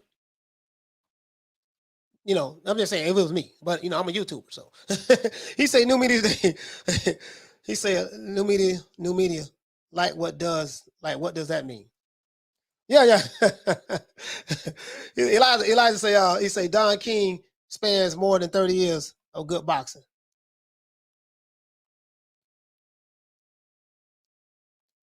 Yeah, man. Halim say, coach, you couldn't put it better. Porter, Bud, Josh. Yeah. You see what I'm saying? So that's it. You got 3 more fights, know what, dog? And so, we just YouTubers at the end of the day. I am a content creator that studies the sport of boxing. That's it. I'm not no manager. I'm not no promoter. I'm not a matchmaker. I'm not any of that. Now, we play matchmaking. We play matchmaking on here. You'll see, baby boy, see, in a perfect world now, this is how I would do it. I do it like this here. You see what I'm saying? You see what it is. See what it is, baby boy. See what had happened was. You see, baby boy, this is how I would do it. You see what I'm saying? But guess what? Who the hell am I? At the end of the day, the fighters have to do what's best for them. He said, if Bud versus Josh happens, me and Coach going to be all out. Bro, I'm telling you, bro. Coach, imagine those YouTubers that don't like Crawford trying to advise them. Exactly. How are you going to take advice from some? How are you going to take advice from YouTube channels that don't like you? They call you top ranked toe. They say all kind of racist shit about you. Talk about how dark skinned you are and all that stuff there. Other channels, right? If you're going to take advice from them. Like, really. That's like the sheep taking advice from the wolf. That's like a sheep. Listen, just imagine, dog. Dog, just imagine. True. Just imagine a sheep. Just imagine a sheep getting advice from a wolf. Oh, Mr. Sheep. Hi. Oh, Mr. Wolf. How you doing, sir?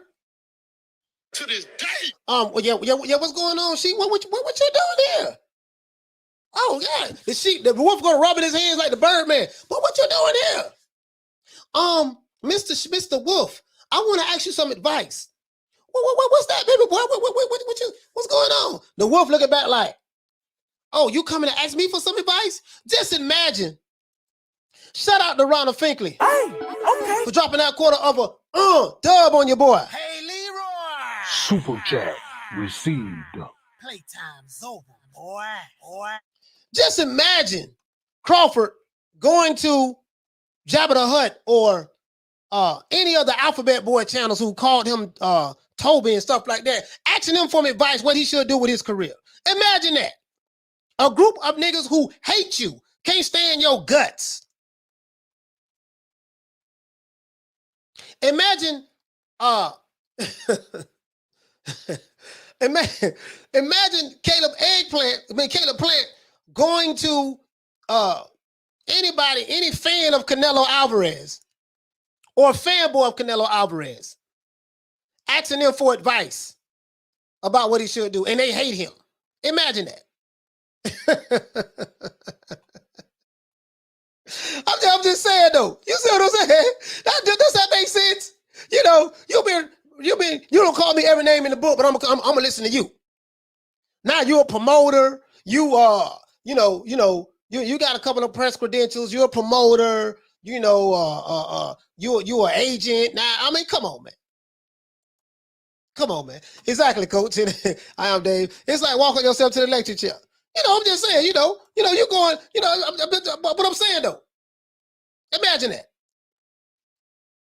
Oh man, you heard what that dude hide behind the avatar said about you on YouTube? What he said in the comment section, dog? He said you should be doing this. Oh, well, I'll be real good from now on, Mr. Bojangles. What that dude said? What he said, dog? Hold on. What he said about me? He said I was ducking who? He said what? Oh, hell no. Oh, matter of fact, I'm hold on. I'm finna send him a contract right now. Hold on. Well, they said I need to do what? Oh, I need to go over here. Okay, just imagine that. He said like Plant taking advice from the coach. Exactly. That's like Caleb Plant taking advice from me. I'm just on here talking. I'm just on here talking shit. But what did Caleb Plant look like taking advice from me? Apparently, what he doing is working. He landed the Canelo fight. He got the bag. What the hell Caleb Plant look like taking advice from me for? What does Anthony Joshua look like taking advice from me? What does Terence Crawford look like taking advice from me? At the end of the day, I'm a content creator. That's it. There's no content creator in the YTBC that any fighter should be taking advice from. Why? All we do is sit behind the camera all day. Well, sit behind the camera for so many days, shoot videos, and talk stuff we got to say and put it out there. And then, if you got hope we get a lot of hits and get some, some channels get some super chats and whatever, and that's it. And we just gonna keep going back and doing it all over again. And then you have those who've been doing it for years. You have those who have traveled with certain fighters, and you have those who have interviewed certain promoters and stuff like that, and yada yada yada. They do this for a living now. But at the end of the day, he's just a content creator. That's it. That's it. He said, "What do you think about your YouTube buddies defending Valdez?" Yeah, I don't have any buddies on YouTube. And I don't talk about Oscar Valdez for 3 days. I'm done talking about that subject matter. I don't have any buddies on YouTube. Nobody has buddies on YouTube. I don't. I have a couple of I have a couple of guys that I'm cool with, to be honest with you. But and they're cool with me. But this YouTube stuff is crazy. It's crazy. Like really. Like to be honest with you. But yeah, if they defended them, I mean they can defend them. To be honest with you, I'm on Oscar Valdez's side now. Take all the drugs you want, sir. You know, you got Mauricio Suleiman on your side and you got Bob Arum on your side. Take all the drugs you want. Take whatever you want. If you can get away with it, keep doing it. I think every fighter should just start taking PEDs. Just take every goddamn thing. You know, they ain't gonna do that. They ain't gonna do that. It's gonna be fine. But you gotta be, hold on. You gotta be affiliated with Bob Arum though. Because Bob Arum fighters, you ain't gotta worry about Bob Arum fighters popping dirty. That's what Canelo Alvarez and David Benavidez didn't have on their side. Canelo got suspended for popping dirty. David Benavidez had coke in his system. He got stripped. He lost his belt twice. Stripped from having coke, and he lost it on the scale, being 1 pound over. If they would have had Bob Arum as their promoter, that never would have happened. Bob Arum is very powerful. There is no promoter in boxing more powerful than Bob Arum. Believe that. I don't care who it is. Bob make it go round, boy. He said some of these YouTubers be adding drama to their titles. Some titles go as far as saying so that, yeah. I can't knock the hustle though. I can't knock the hustle. I can't knock the hustle. I have someone talking shit about me. I don't care. I don't give a damn. Oh, I don't care. I'm done. I'm done. Like really, I learned my lesson. I have learned my lesson, guys. Trust me. When I say I'm done, I'm done. I've learned my lesson. I was warned. But anyways, let me give everybody a shout out, man. You know how we do it. Hey, man, tune in tomorrow, 3 o'clock Eastern Standard Time. New media today, USA Boxing. We're going to wrap it up and chop it up again. But we're going to go out OJ Juman style. Shout out to Haleen. Hey, okay. Shout out to Steve in the UK. Hey, okay. Shout out to Mad Dog H. Hey, okay. Shout out to Bon Skizot. Hey, okay. Shout out to Armani Valentino. Hey, okay. Shout out to, who else we have? My main man Ronald Finkley, Big Ron with the lick read, baby. Hey, okay. Shout out to Alan Skill. What's happening? Hey, okay. Shout out to Dr. Hook. Is that the left hook or the right hook? I think you said the left hook. Hey, okay. Shout out to MS. Hey, okay. Shout out to Louis James and my main man Cool K Forever. Hey, okay. Shout out to JH Lethal. Hey, okay. Shout out to Wizard Sleeve. Hey, okay. Shout out to Eliza. What's going on, brother? Hey, okay. Shout out to King K.O. Hey, okay. Shout out to Diverse Consciousness. Salute to you, fam. Hey, okay. Shout out to my main man, my brother Charlo. Hey, okay. Shout out to Jams. Hey, okay. Shout out to Javon Soto. Hey, okay. Shout out to Peter Von Arts. Hey, okay. Shout out to Legal Tender. Hey, okay. Shout out to Renee Box Young. Hey, okay. Shout out to Thomas Jones. Hey, okay. Shout out to who else we have, guys? I want to make sure I don't repeat the same names. Yeah, shout out to Carmen Serene, who was here in the building. Shout out to Arlette, who was here in the building as well. Shout out to the Queens, Lee Luna, and shout out to the Queen, Lisa Bales. Salute to y'all. Hey, okay. And shout out to Lady Shan, Done Them Season. Please subscribe to Lady Shan's YouTube channel. Hey, okay. Shout out to Mark Nash and shout out to who else was here? Major Key Boxing was here as well. And shout out to Troy Graham. Hey, okay.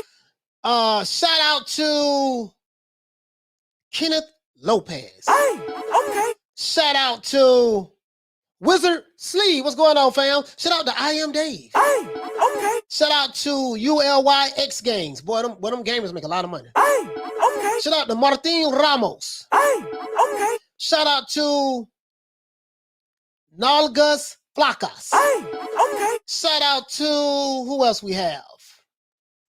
I think that's it. I think I got everybody. I think we got everybody. Yeah, I think we got everybody, guys. So let's see. Yeah, I think that's it. Shout out to Rod Rib Shows. What's going on, fam? Hey, okay. Yeah, shout out to everybody I forgot. If I forgot you, man, please forgive me. Other than that, please subscribe to the YouTube channel. If you're new to the channel, please like, share this video. Once again, 3 o'clock Eastern Standard Time. New Media Today USA Boxing. This is our boy, Coach Malachi Williams. Rock with the boy. I do have the merchandise dropping soon, guys. I'm getting everything together on the back end, so please be patient. Other than that, see you tomorrow, 3 o'clock Eastern Standard Time. Peace. Man, I'm out of here, bro. Let's go. Come on.